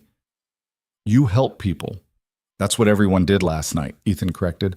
Lots of people helping. He made Chloe pancakes even though he was running on approximately 90 minutes of sleep in the last 36 hours.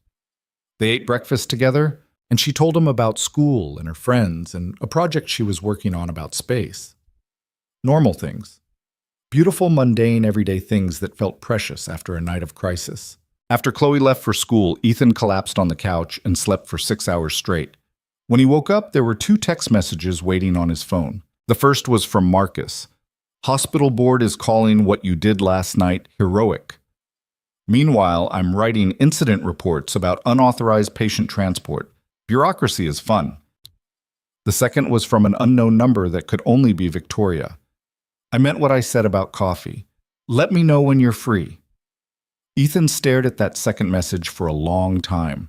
3 months ago, Victoria Sinclair had been the terrifying new CEO who threatened to fire him for checking his phone. Now she was someone who'd carried sick children down dark stairs and cried about her father and asked how to stay human in a world that rewarded cold efficiency. People could change. Ethan had always believed that in theory, but watching it happen was something else entirely. He texted back, Friday afternoon, there's a place near the hospital. The response came within 2 minutes. Send me the address. The coffee shop was a small independent place 2 blocks from Riverside that Ethan usually stopped at on his way to night shifts. It had mismatched furniture, aggressive hipster energy, and coffee that was genuinely good instead of Instagram-worthy. He arrived at 3 p.m. on Friday to find Victoria already there, sitting in a corner booth wearing jeans and a sweater that looked almost casual. This is strange, were the first words out of her mouth when he sat down. What is? This? Victoria gestured between them. Having a voluntary social interaction with an employee. I don't do this. So why are you doing it now? Ethan asked. Victoria was quiet for a moment, turning her coffee cup in slow circles on the table.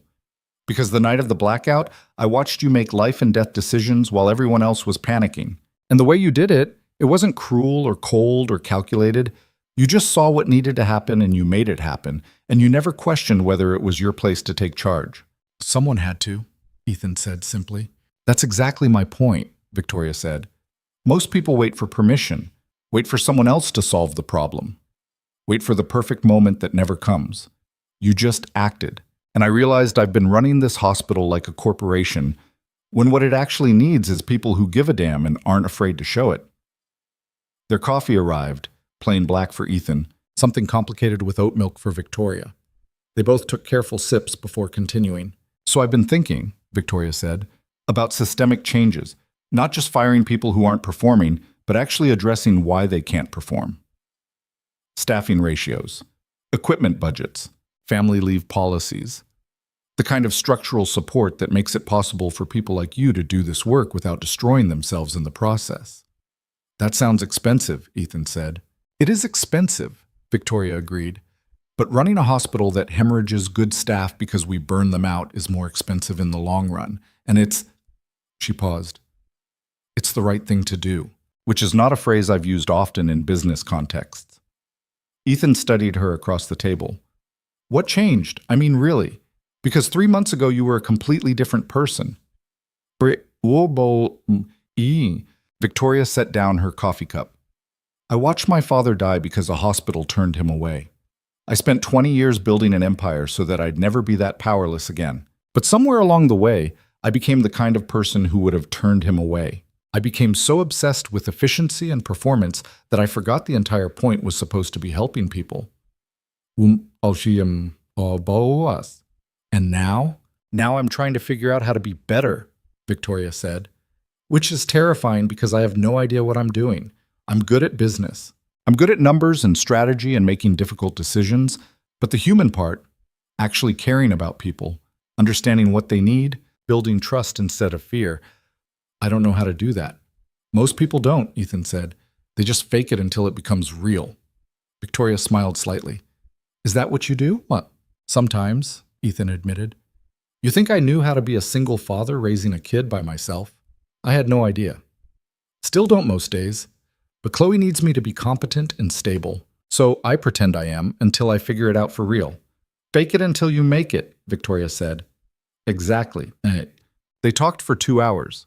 About the hospital, about their families, about Chicago winters and bad coffee, and the particular exhaustion that came from caring too much about work that never stopped needing you. It was strange and comfortable in equal measure, like they were both feeling out the boundaries of whatever this was becoming. When they finally left, walking out into the cold December afternoon, Victoria paused on the sidewalk. Can we do this again? Coffee? Ethan asked. Talking, Victoria clarified. Having conversations where I'm not the CEO and you're not the employee and we're just two people trying to figure things out. Yeah, Ethan said. I'd like that. He drove home feeling like the universe had shifted slightly off its axis in a way he couldn't quite explain. The changes at the hospital started small but accumulated quickly. Within 2 weeks, Victoria had approved funding for 3 additional nursing positions in pediatrics. Within a month, she'd implemented a new family emergency leave policy that gave staff more flexibility without penalizing them professionally. She started holding quarterly town halls where anyone could raise concerns directly to leadership without fear of retaliation. Not everyone trusted it at first. Years of corporate efficiency culture had made people wary of anything that sounded too good to be true. But gradually, carefully, the culture started to shift. Ethan watched it happen from his position on the night shift, where change always arrived slowly and was usually greeted with suspicion. But his colleagues noticed when staffing ratios improved. They noticed when equipment requisitions got approved faster. They noticed when Victoria herself started appearing in departments to ask what people needed instead of what they'd done wrong. She's different, one of the older nurses said during a break room conversation. I don't know what happened, but she's actually listening now. Ethan kept his mouth shut about coffee conversations and winter blackouts, and the particular way people changed when they stopped being afraid of their own humanity. He and Victoria kept meeting for coffee every Friday when their schedules aligned. Sometimes they talked about work. Sometimes they talked about nothing important, movies and books and whether Chicago pizza was actually superior to New York style. It was easy in a way that Ethan hadn't expected. Victoria was sharp and funny when she let her guard down, and she asked questions like she genuinely wanted to understand rather than just waiting for her turn to talk. Chloe asked about you. Ethan mentioned one Friday in January. Victoria looked surprised. She did? She saw your picture in the hospital newsletter, Ethan explained. Something about the new pediatric equipment grant. She wanted to know if you were the lady who helped kids at the hospital. What did you tell her? I told her yes, Ethan said, and that you were working hard to make things better for everyone. Victoria was quiet for a moment. Would it be weird if I met her? Met Chloe? Yes, Victoria said. I mean, if that's inappropriate or crosses some boundary, I understand. But I'd like to meet the kid whose medical emergency accidentally taught me I was becoming a terrible person. Ethan laughed. That's a hell of a legacy for a 7-year-old. Is that a no? It's a yes, Ethan said. But fair warning, she's going to ask you a million questions. She's in that phase where she interrogates every adult she meets about their job and their house and whether they have pets. I can handle interrogation, Victoria said. I went to Harvard Business School. Ich samboam savan. They arranged it for the following Saturday. Victoria showed up at Ethan's apartment at noon wearing jeans and a sweater that made her look younger and less intimidating. Chloe opened the door and stared at her with wide eyes. Hi, Victoria said, suddenly looking uncertain. I'm Victoria. You're really tall, Chloe observed. Chloe, Ethan said warningly. What? She is. Victoria laughed, genuinely laughed, and crouched down to Chloe's level. You're absolutely right. I am really tall. It makes buying pants very annoying. Chloe giggled. Do you work at Dad's hospital? I do, Victoria said. I help make sure the hospital has everything it needs to take care of kids like you. Dad says you're important. Your dad is very kind, Victoria said. But really, everyone at the hospital is important. Your dad especially. Us. They spent the afternoon together. Victoria, Ethan, and Chloe. They went to the park even though it was freezing, and Chloe showed Victoria how high she could swing and demonstrated her expert snow angel technique. Victoria was awkward with kids in the way that adults who don't interact with children regularly always are, but she tried. She asked questions and listened to Chloe's rambling stories and didn't check her phone once. Later, while Chloe was playing on the jungle gym, Victoria and Ethan stood together near the swings. She's wonderful, Victoria said quietly. Yeah, Ethan agreed. She's the best thing I've ever done. You're a good father, Victoria, Victoria said. I hope you know that. Ethan felt something warm and complicated spread through his chest. I'm trying. That's all anyone can do, Victoria said. They watched Chloe climb and jump and play with the fearless confidence of kids who haven't learned yet that the world can hurt them. And standing there in the cold January afternoon, Ethan realized that something had fundamentally shifted between him and Victoria Sinclair. They'd started as antagonists, moved to wary colleagues, and had somehow arrived at something that felt like friendship. Or maybe something more complicated than friendship. He wasn't ready to examine that thought too closely yet, but it was there, hovering at the edges of his awareness, impossible to completely ignore. The weeks that followed settled into a rhythm that felt both natural and slightly surreal. Victoria started joining Ethan and Chloe for weekend activities with increasing regularity. The aquarium one Saturday, a children's museum the next, a movie that Chloe picked and they all pretended to enjoy, despite it being objectively terrible. Each time, Victoria showed up looking less like a billionaire CEO and more like someone who was learning how to exist outside of boardrooms and quarterly earnings reports. Chloe, for her part, had decided that Victoria was essentially a very tall, very interesting friend who asked questions about homework and knew weirdly specific facts about economics. Why does Victoria know so much about money? Chloe asked one night while Ethan was tucking her into bed. It's her job, Ethan said. She helps run the hospital, and that means understanding how money works. Is she your girlfriend? The question hit Ethan like a physical impact. What? No, we're friends. Chloe gave him the particular look that 7-year-olds give adults when they know said adults are lying to themselves. Okay, Dad. We are, Ethan insisted. I like her, Chloe said, already closing her eyes. She's nice, and she laughs at my jokes. Ethan stood there for a moment after Chloe fell asleep, her words echoing in his head. Was Victoria his girlfriend? No, obviously not. They were just two people who'd been thrown together by circumstances and discovered they actually enjoyed each other's company. The fact that Ethan found himself thinking about her at odd moments during his shifts, or that his chest did something complicated when she smiled, or that he'd started actually caring about how he looked before their Friday coffee meetings, none of that meant anything significant. Except maybe it did. He was still thinking about it 3 days later when his phone rang at 2 in the morning during a rare quiet moment in the nurse's station. Victoria's name appeared on the screen and Ethan felt his stomach drop because nobody called at 2 a.m. with good news. "Hello?"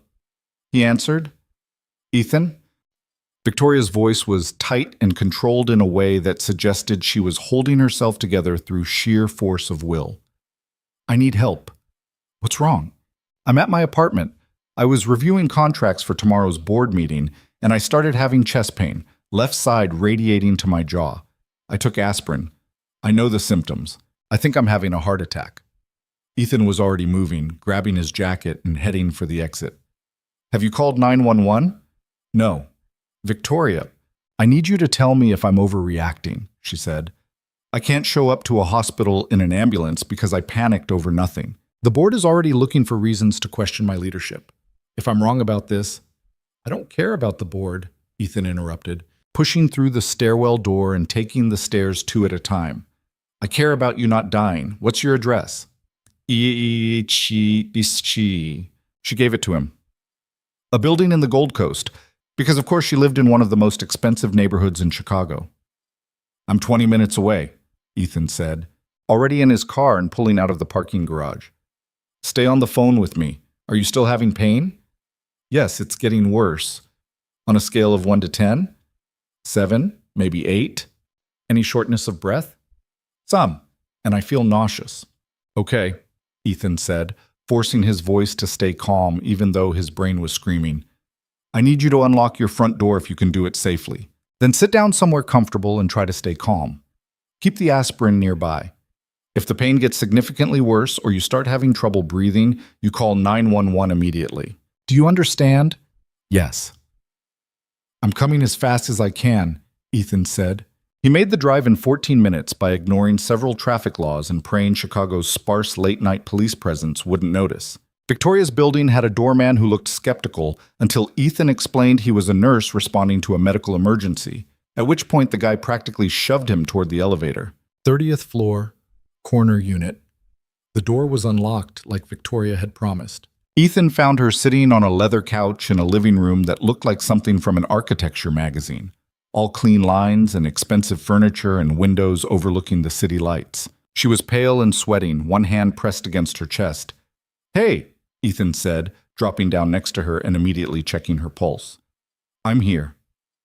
"I feel stupid," Victoria said. "You're not stupid. Tell me exactly what happened."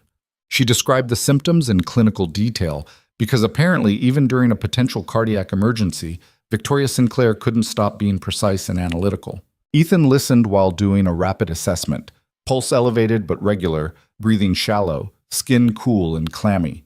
The symptoms were textbook enough to be concerning. "We need to go to the hospital," Ethan said.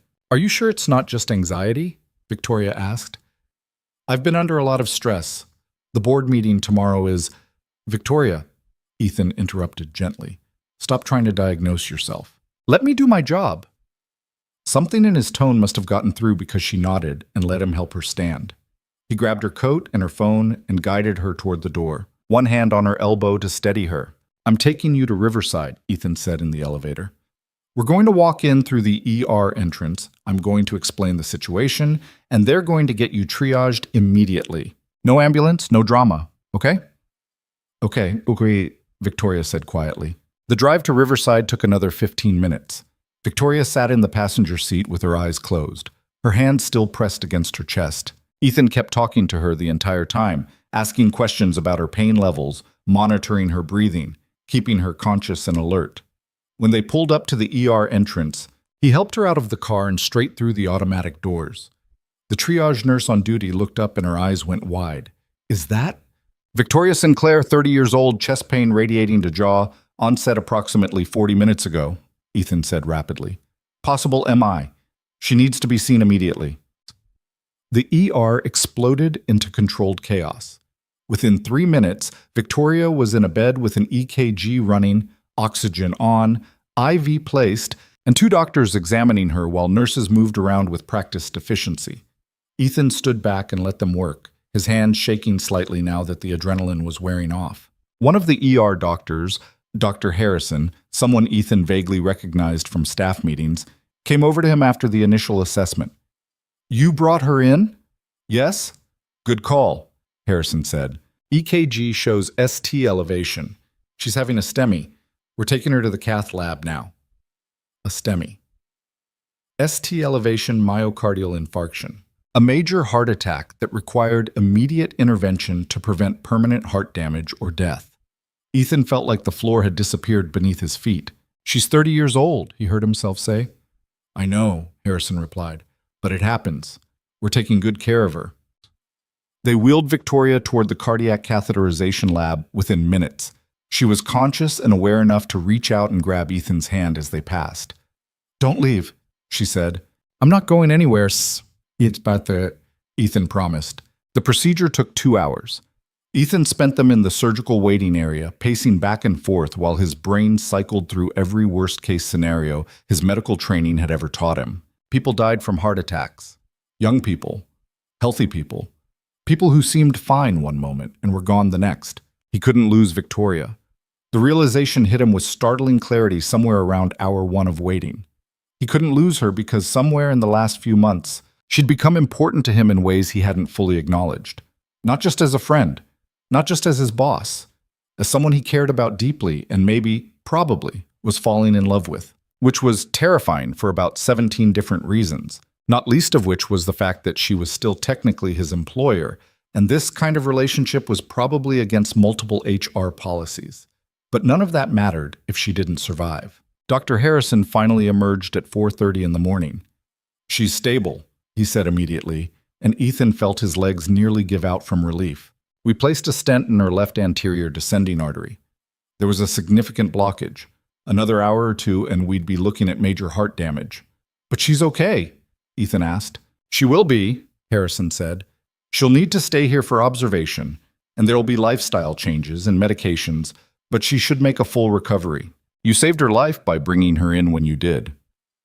Ethan sat down heavily in one of the waiting room chairs and pressed his hands against his face. He'd been holding himself together through sheer willpower for the last 3 hours, and now that the crisis had passed, he felt like he might fall apart. "Can I see her?" he asked. "She's in recovery now," Harrison said. "Give it another hour, then I'll have someone take you back." Ethan called Marcus to explain why he wouldn't be finishing his shift. Then he called Chloe's babysitter to make sure she could stay through the morning. Then he sat in the waiting area and watched the sun come up over Chicago, while his brain slowly accepted that Victoria was alive and going to be fine. They let him in to see her at 6 a.m. She was in a private recovery room, hooked up to monitors and IVs, looking small and vulnerable in the hospital bed. Her eyes were closed, but they opened when Ethan pulled a chair up next to her. "Hey," he said softly. "Hey," Victoria replied. Her voice was hoarse from the breathing tube. "You stayed. I told you I would." "You also saved my life, apparently," Victoria said. Dr. Harrison was very emphatic about that. "Colt, you called me," Ethan pointed out. "That was the smart part." They were quiet for a moment. The monitors beeped steadily in the background. Early morning light filtered through the window, casting everything in soft gold. "I was so scared," Victoria admitted quietly. "Not of dying, of being wrong, of looking weak, of..." She stopped. "I almost didn't call you because I was more afraid of seeming incompetent than I was afraid of having a heart attack." "Victoria, that's insane," she continued. "That's genuinely insane. And it's what I've become, so obsessed with appearing strong and capable that I'd rather die than admit I need help." Ethan reached out and took her hand carefully, avoiding the IV line. "But you did call. That's what matters." "Because I trust you," Victoria said. "You're the first person in 15 years that I've actually trusted to see me weak and not use it against me." Something in Ethan's chest cracked open. "I would never use anything against you." "I know," Victoria said. "That's why I called." A nurse came in to check Victoria's vitals. interrupting the moment. Ethan stepped back to give her space to work. When the nurse left, Victoria looked at him with an expression he couldn't quite read. "Ethan," she said, "I need to tell you something." "Okay?"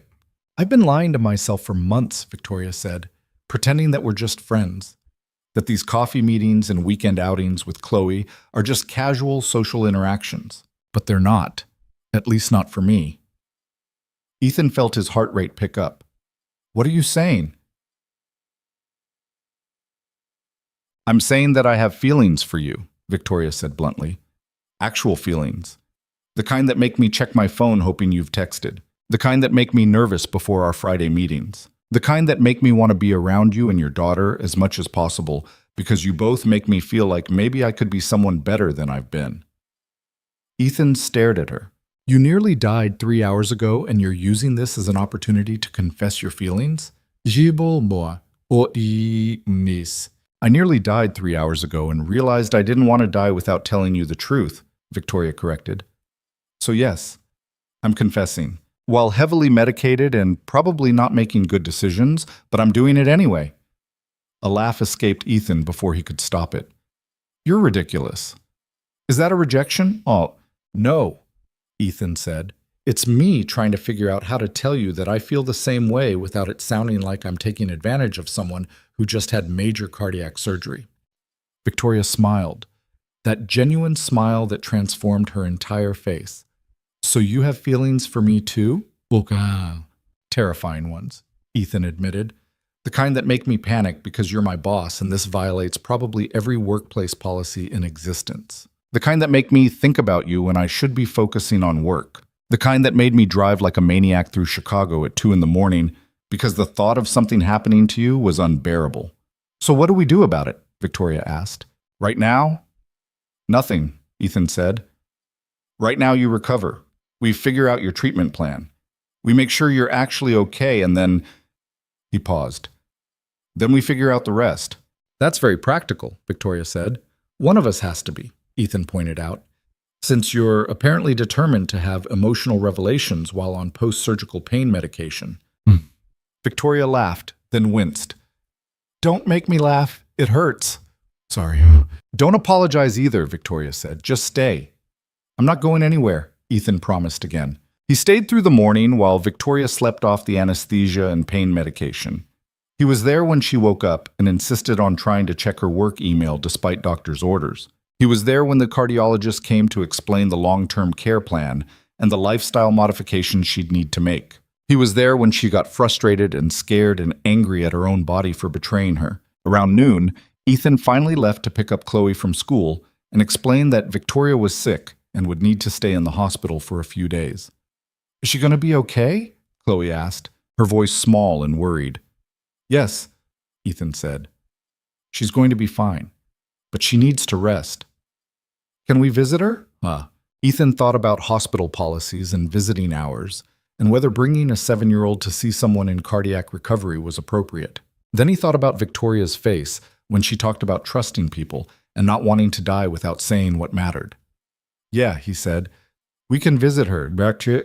They stopped at home first so Chloe could make a card. She spent 30 minutes on it, using every marker in her collection to create something that said "Get well soon" in letters that took up most of the page. She drew a picture of the three of them, her in the middle, Ethan and Victoria on either side, all holding hands. "That's us," Chloe explained unnecessarily. "Together." Ethan looked at the drawing and felt something expand in his chest. "It's perfect, kiddo." They arrived at the hospital around 3 p.m.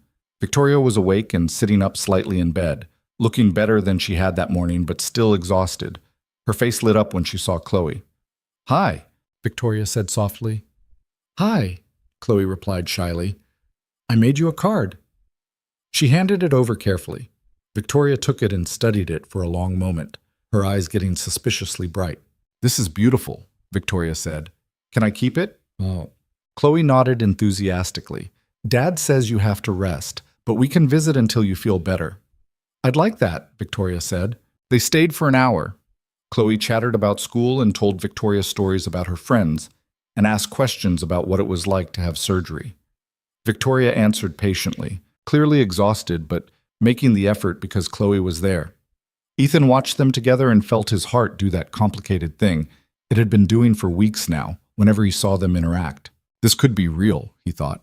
This strange, accidental family they'd stumbled into. It could actually work. When visiting hours were over, Chloe hugged Victoria carefully, mindful of the IVs and monitors. "I'm glad you're okay," Chloe said seriously. "We need you." Victoria's voice was thick when she replied, "I need you too, both of you." In the parking lot afterward, Chloe took Ethan's hand. "Dad? Yeah? Victoria loves us, right?" Ethan stopped walking. "Why do you ask that?" "Because she looked at us the way you look at me," Chloe said simply. "Like we're the most important thing.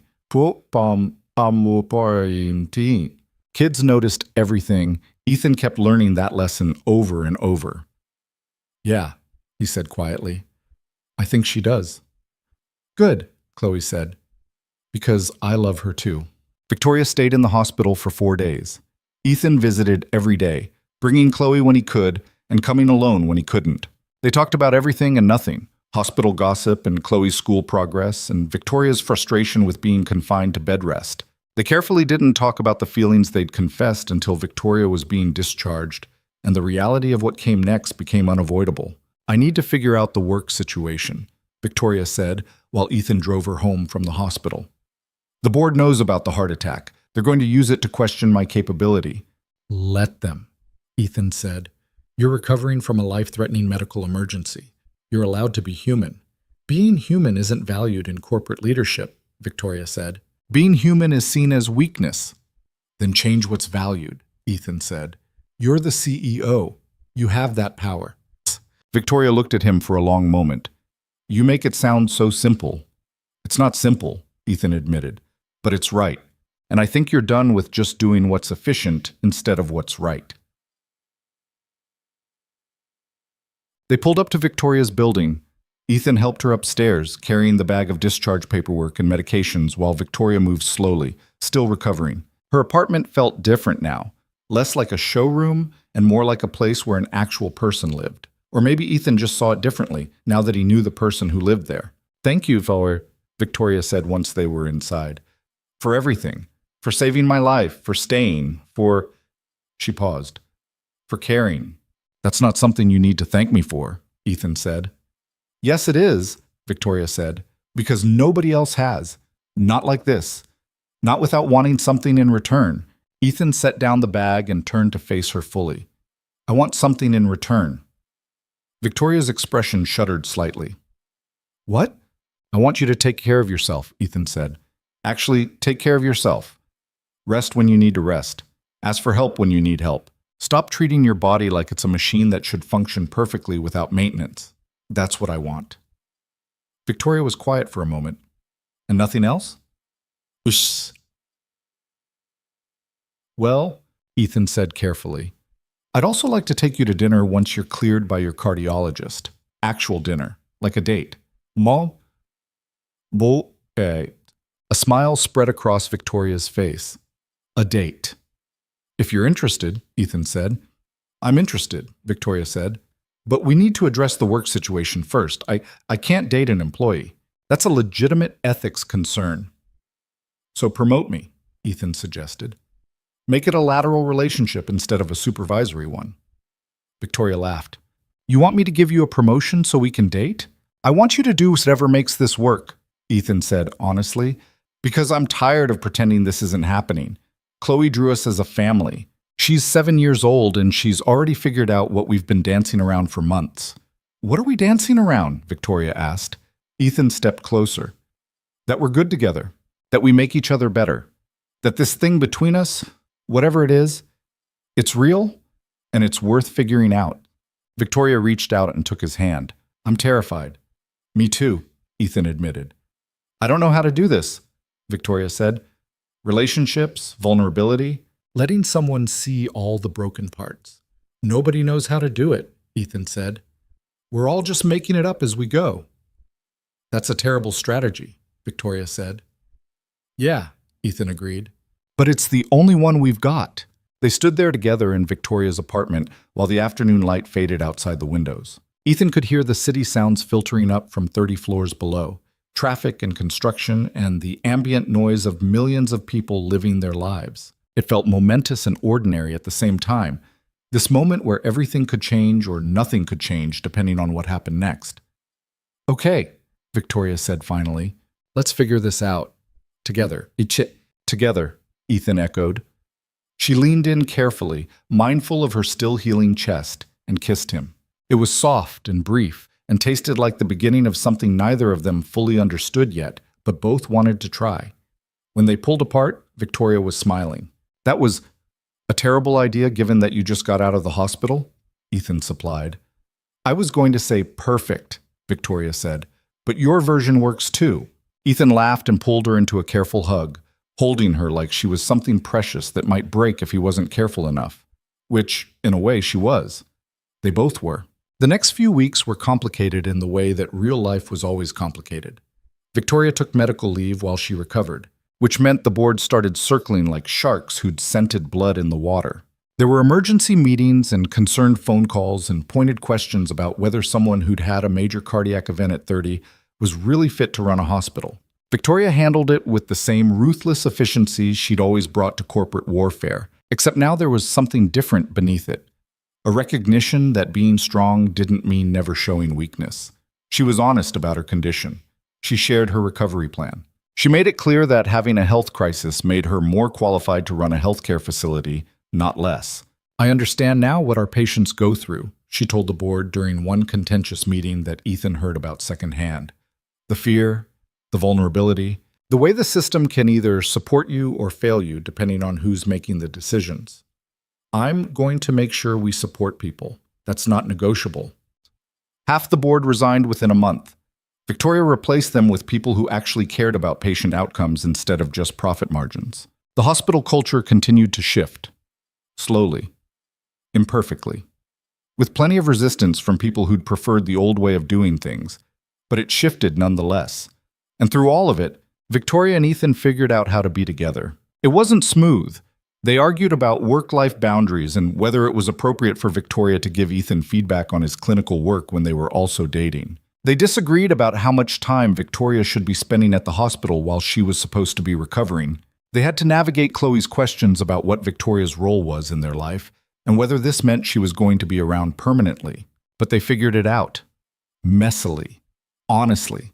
Like real people instead of characters in a story where everything worked perfectly.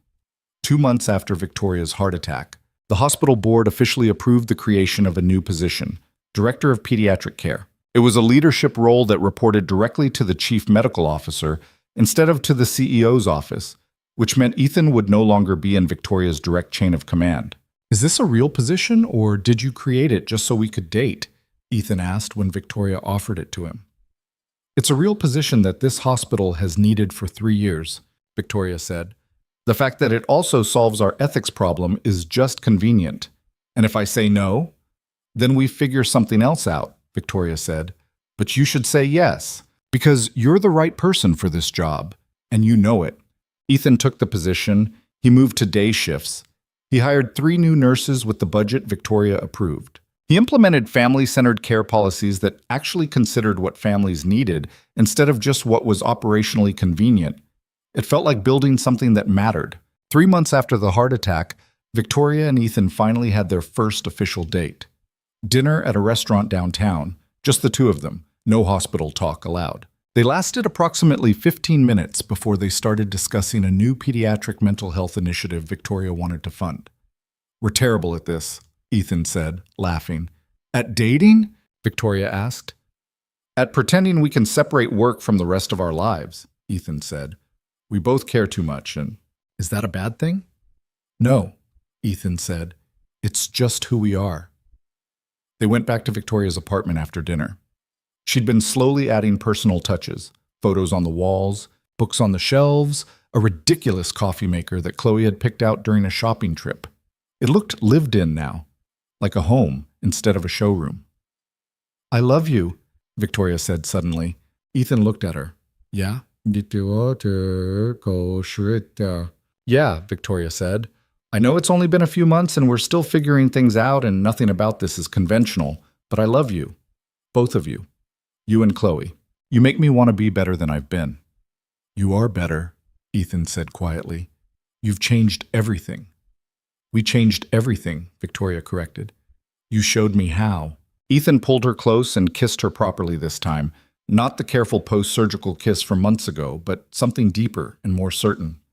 When they pulled apart, Victoria was smiling. I love you too, Ethan said, in case that wasn't clear. It was clear, Victoria said, but it's nice to hear anyway. Us. They stood there together in her apartment high above the city, two people who'd started as enemies and become something neither of them had expected. It wasn't perfect. Nothing ever was. But it was real and honest and worth fighting for. And that was enough. 6 months after Victoria's heart attack, Riverside Children's Hospital announced the launch of the Sinclair Family Care Initiative, a comprehensive program that provided medical care for children from families who couldn't afford treatment. The press release went out on a Tuesday morning, and by noon, every major news outlet in Chicago was running the story. Ethan watched it happen from his new office on the 4th floor, a space that still felt too big and too official for someone who'd spent 3 years working overnight shifts in scrubs that smelled like disinfectant. His desk had actual paperwork on it now, instead of just patient charts. His door had a nameplate that said Director of Pediatric Care. His phone kept ringing with interview requests from reporters who wanted to know about the revolutionary changes happening at Riverside. He ignored most of them. The work wasn't revolutionary. It was just decent. It was just treating people like they mattered, instead of like they were line items on a balance sheet. Victoria had taken the lead on the press conferences because she was better at that kind of thing, standing in front of cameras and explaining complex policy changes in sound bites that made sense to people who'd never worked in healthcare. But Ethan knew the real story. He'd been there for the late-night strategy sessions where Victoria had fought with board members who thought compassion was a luxury they couldn't afford. He'd watched her dig through budget reports at 2 in the morning, finding money in places nobody else thought to look. He'd seen her cry exactly once, alone in her office. When she'd finally gotten the votes, she needed to approve the initiative. You should be proud, Marcus told him during a break room conversation. This whole thing happened because you refused to accept how things were. It happened because Victoria decided to change, Ethan corrected. It happened because you showed her she could, Marcus said. Don't diminish that, Oates. Maybe that was true. Maybe the butterfly effect of Ethan checking his phone during a staff meeting had somehow led to transforming an entire hospital's culture. Or maybe it was just coincidence and timing and 100 other factors that couldn't be traced back to any single moment. Either way, the changes were real. The pediatric ward had expanded to include a family support center where parents could sleep, shower, and eat without leaving the hospital. The staff-to-patient ratio had improved across every department. The new family leave policy had reduced turnover by 30%. And most importantly, kids were getting care regardless of their family's ability to pay. It wasn't perfect. There were still insurance fights and budget constraints and bureaucratic nightmares that made Ethan want to scream. But it was better. Measurably, quantifiably better. Chloe thought the whole thing was boring. Can we stop talking about the hospital? She asked one night at dinner, a dinner that included Victoria, who'd started staying over more nights than not. They were eating at Ethan's apartment because Victoria's place still felt too formal for casual family meals. And somewhere along the way, they'd become a family. What do you want to talk about instead? Victoria asked, serving herself more of the pasta Ethan had made. My science project, Chloe said immediately. We're doing ecosystems and I want to build a terrarium, but Dad says I can't keep it in my room because I'll forget to take care of it. That's because you forgot to take care of the last 3 plants we got you, Ethan pointed out. Those were different, Chloe argued. Those were boring plants. A terrarium is like a whole tiny world. I definitely remember. Victoria looked at Ethan. What if we supervised it together? Made it a shared responsibility? We? Ethan asked. Yes, we, Victoria said. I'm here most of the time anyway. Might as well make myself useful. Chloe's face lit up. Does that mean you're going to live here? The question hung in the air like something fragile and important. Victoria and Ethan had been circling around that conversation for weeks, talking about logistics and timing and whether it was too soon or whether they were overthinking something that felt inevitable. Would you want me to? Victoria asked Chloe carefully. Obviously, Chloe said, like it was the most ridiculous question in the world. You're already here all the time. You should just bring your stuff and stay. Victoria looked at Ethan. What do you think? I think my daughter just made an excellent point, Ethan said.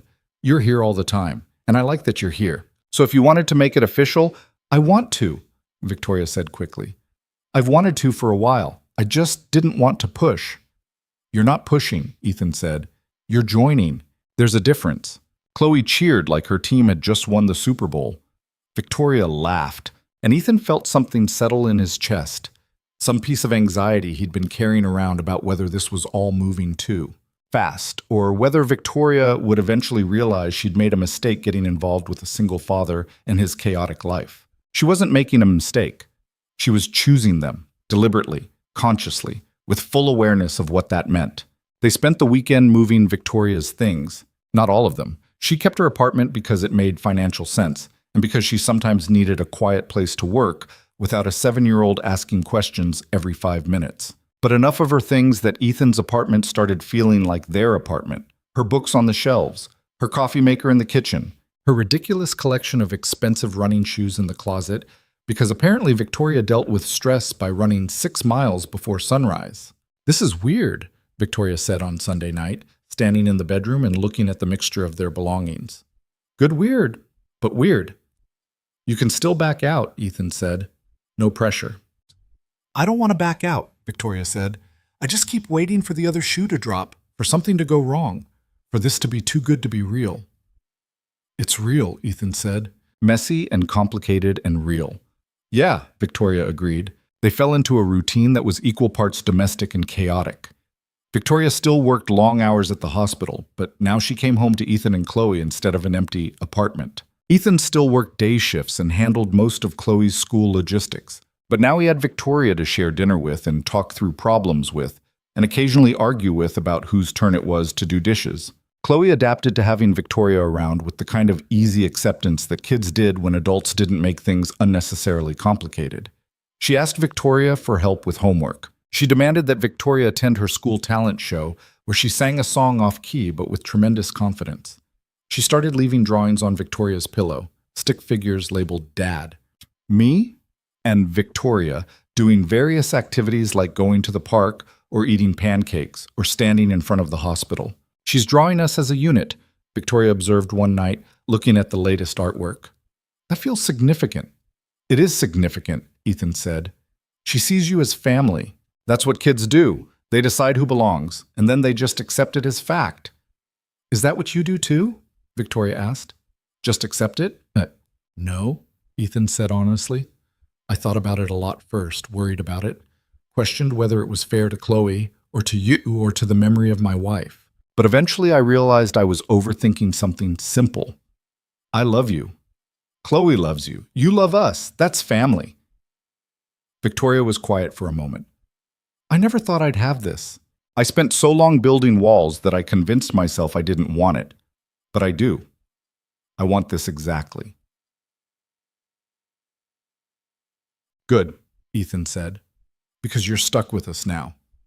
The real test came in month 7 when everything that could go wrong did. It started with the hospital board hiring an external auditor to review all of Victoria's policy changes and budget allocations. Someone, probably one of the executives Victoria had fired, had convinced the board that the Sinclair Family Care Initiative was financially unsustainable and would bankrupt the hospital within 2 years. They're trying to dismantle everything we built, Victoria said, pacing around their living room at midnight while Ethan sat on the couch and Chloe slept peacefully in her room. Every single program, every policy change, they want to roll it all back and return to the way things were. They can't do that, Ethan said. They absolutely can, Victoria replied. I'm the CEO, but the board has ultimate authority. If they vote to reverse my decisions, I can fight them, but I might lose. And if I lose, then we figure out another way, Ethan said. But we don't give up. Victoria stopped pacing and looked at him. You say that like it's simple, but it's not simple, Ethan said. But it's true. You've changed this hospital. You've changed people's lives. Those families who got care because of your initiative, they're real. Their kids are healthy because of decisions you made. The board can't take that away. They can stop it from happening for future families, Victoria said quietly. And that might be worse. The audit took 3 weeks. During that time, Victoria barely slept. She provided documentation for every expenditure, every policy decision, every structural change she'd implemented. She built a case that the new programs weren't just ethically right. They were financially sound. Better patient outcomes meant lower readmission rates. Family support meant faster recovery times. Adequate staffing meant fewer errors and lower malpractice costs. The numbers backed her up. But numbers didn't always matter when people had already made up their minds. The board meeting where they'd vote on the audit recommendations was scheduled for a Wednesday afternoon. Victoria wore her most intimidating suit, the navy one that made her look like she could fire you just by making eye contact. She went over her presentation 3 times the night before, practicing in front of Ethan and occasionally asking him questions about specific clinical outcomes. "You're going to be great," Ethan told her at midnight when she was still rehearsing. "What if I'm not?" Victoria asked. "What if I've spent 6 months building something that gets torn down in an afternoon?" "Then you'll have still spent 6 months helping people," Ethan said. "And that matters even if it doesn't last forever." Victoria looked at him for a long moment. "How are you so calm about this?" "Ok, I'm not calm," Ethan admitted. "I'm terrified. But I also know that you're the smartest, most determined person I've ever met. And if anyone can win this fight, it's you." The board meeting lasted 4 hours. Ethan didn't attend. It was a closed executive session, but he tracked the time obsessively from his office, checking his phone every few minutes for updates that didn't come. When Victoria finally called at 6 p.m., her voice was shaking. "We won," she said. Ethan felt his entire body sag with relief. "What happened?"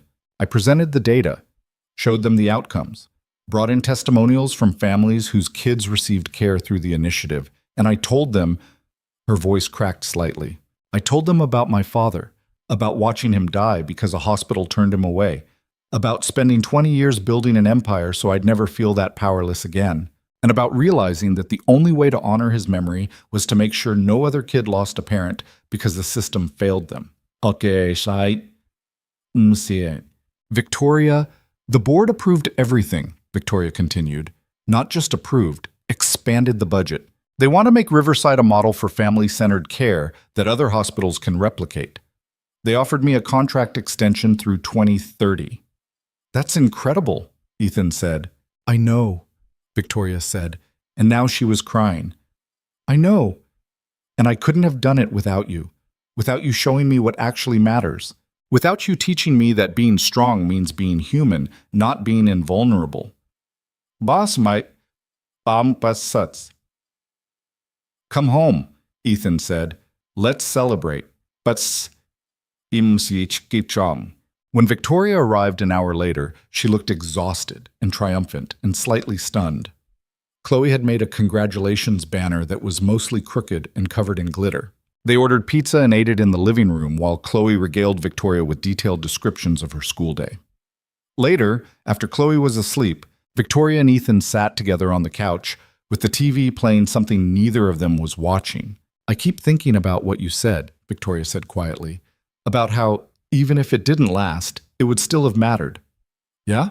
That's what I never understood before, Victoria said. "I thought everything had to be permanent to be valuable. That if something could be taken away, it wasn't worth building in the first place. But that's not true. The families we helped, that mattered regardless of what happens next. The culture we changed, that mattered. The people we cared for, that mattered." "You matter," Ethan said simply. Victoria turned to look at him. "To who?" "To me," Ethan said. "To Chloe. To every family whose kid got treatment because you decided to be better than the system that failed your father. You matter to a lot of people, Victoria. I hope you know that." "I'm starting to," Victoria said. They sat in comfortable silence for a while, just existing together in the space they'd built. Outside, Chicago hummed with its usual nighttime energy, cars and voices and life happening in millions of different ways. Inside, Ethan felt the particular peace that came from knowing you were exactly where you were supposed to be. The following Sunday, Victoria asked Chloe if she wanted to help bake cookies. This was significant because Victoria had never baked anything in her life and considered cooking a mysterious process that other people did. But she'd been researching recipes and had purchased actual measuring cups, and apparently decided this was the weekend to try. The kitchen descended into chaos within 20 minutes. Flour everywhere. Chocolate chips being eaten directly from the bag. A minor crisis when nobody could find the vanilla extract. Ethan supervised from a safe distance, taking photos and occasionally offering advice that neither of them listened to. "This is harder than running a hospital," Victoria declared at one point, covered in flour and looking frustrated. "That's because running a hospital doesn't require precise measurements and timing," Ethan said. "Baking is chemistry." "I'm bad at chemistry," Victoria muttered. "You're doing great," Chloe said loyally.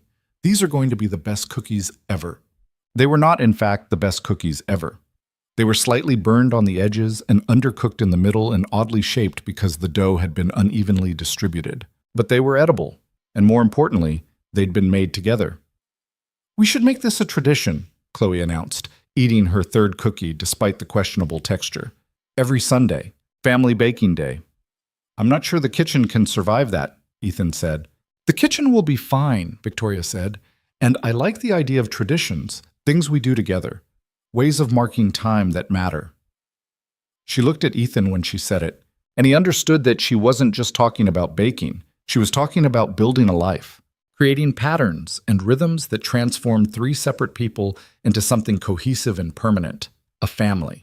They'd never officially discussed what that meant, or what labels to use, or how to explain their relationship to people who asked. But standing in the kitchen, surrounded by flour and burned cookies and Chloe's laughter, Ethan thought maybe they didn't need to discuss it. Some things were too obvious to require explanation. 2 months later, on a random Tuesday in June, Ethan came home from work to find Victoria and Chloe sitting at the kitchen table with serious expressions. "We need to talk," Chloe announced. Ethan felt a spike of anxiety. "About what?" "About Victoria's last name, let's see," Chloe said. "It's different from ours.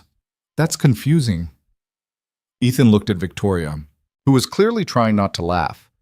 "Is it confusing?" "Yes," Chloe said firmly, "because we're a family, and families should have the same name, so Victoria should either change her name to Vale, or we should all change our names to Sinclair, or we should pick a completely new name that all of us like." "That's an interesting proposal," Ethan said carefully. "I have a fourth option," Victoria said, "but I wanted to run it by both of you first." She pulled something out of her pocket, a small velvet box that made Ethan's heart stop. "I know this is unconventional," Victoria said, looking nervous in a way Ethan had rarely seen. "And I know we've only been together for less than a year, but I also know that I want to spend the rest of my life with both of you, so..." She opened the box to reveal a simple gold band. "Ethan Vale, will you marry me?" Ethan couldn't speak. His throat had closed up and his eyes were burning and his brain had temporarily short-circuited. "Is that a yes?" Victoria asked after a moment. "Yes," Ethan managed. "Obviously, yes." Chloe cheered and jumped up from her chair. Victoria stood up too, and Ethan pulled her into a kiss, while their daughter cheered in the background like they'd just won something important. Which, in a way, they had. They'd won the chance to keep choosing each other every day.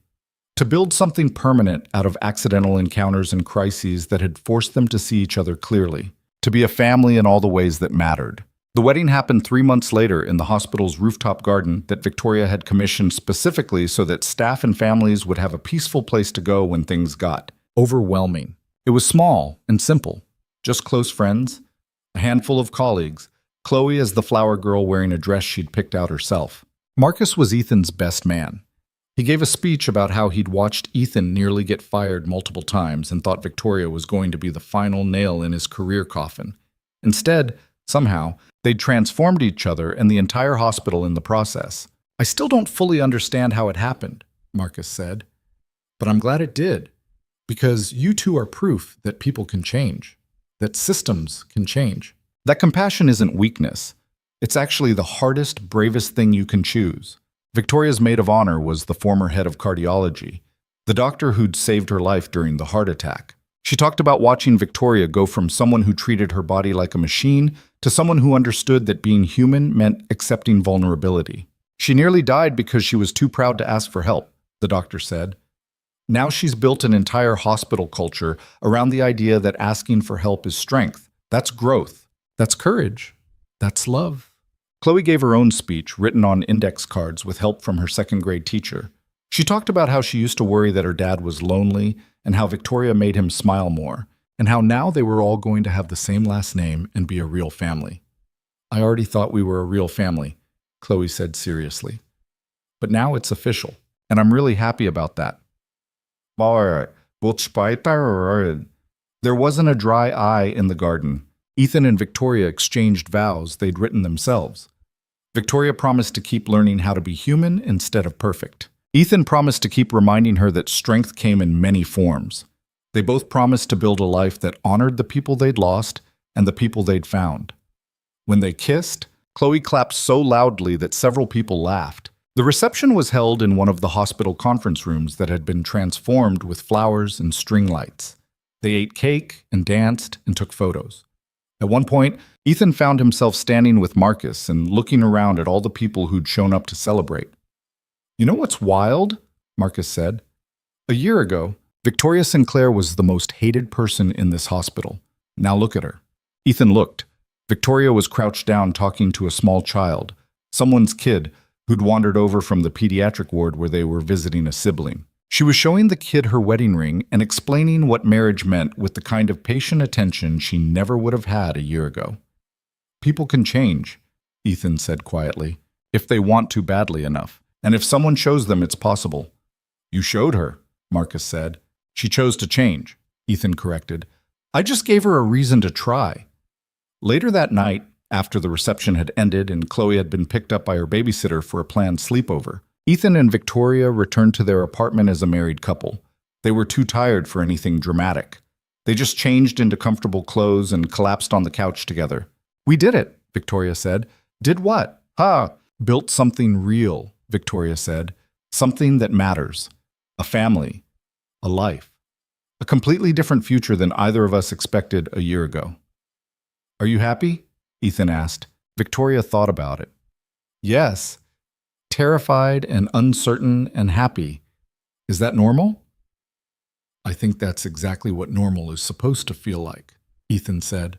They sat together in the quiet apartment, listening to the city outside and feeling the weight of everything that had brought them here. All the crises and conflicts and moments where things could have gone completely differently.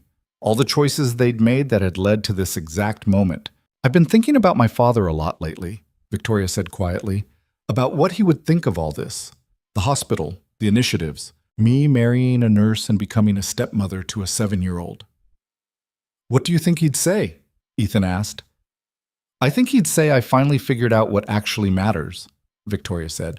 "Not money or power or building empires, just helping people, taking care of the people you love, being brave enough to admit when you need help." Those are good lessons," Ethan said. "They're the only lessons that matter," Victoria replied. "Everything else is just noise."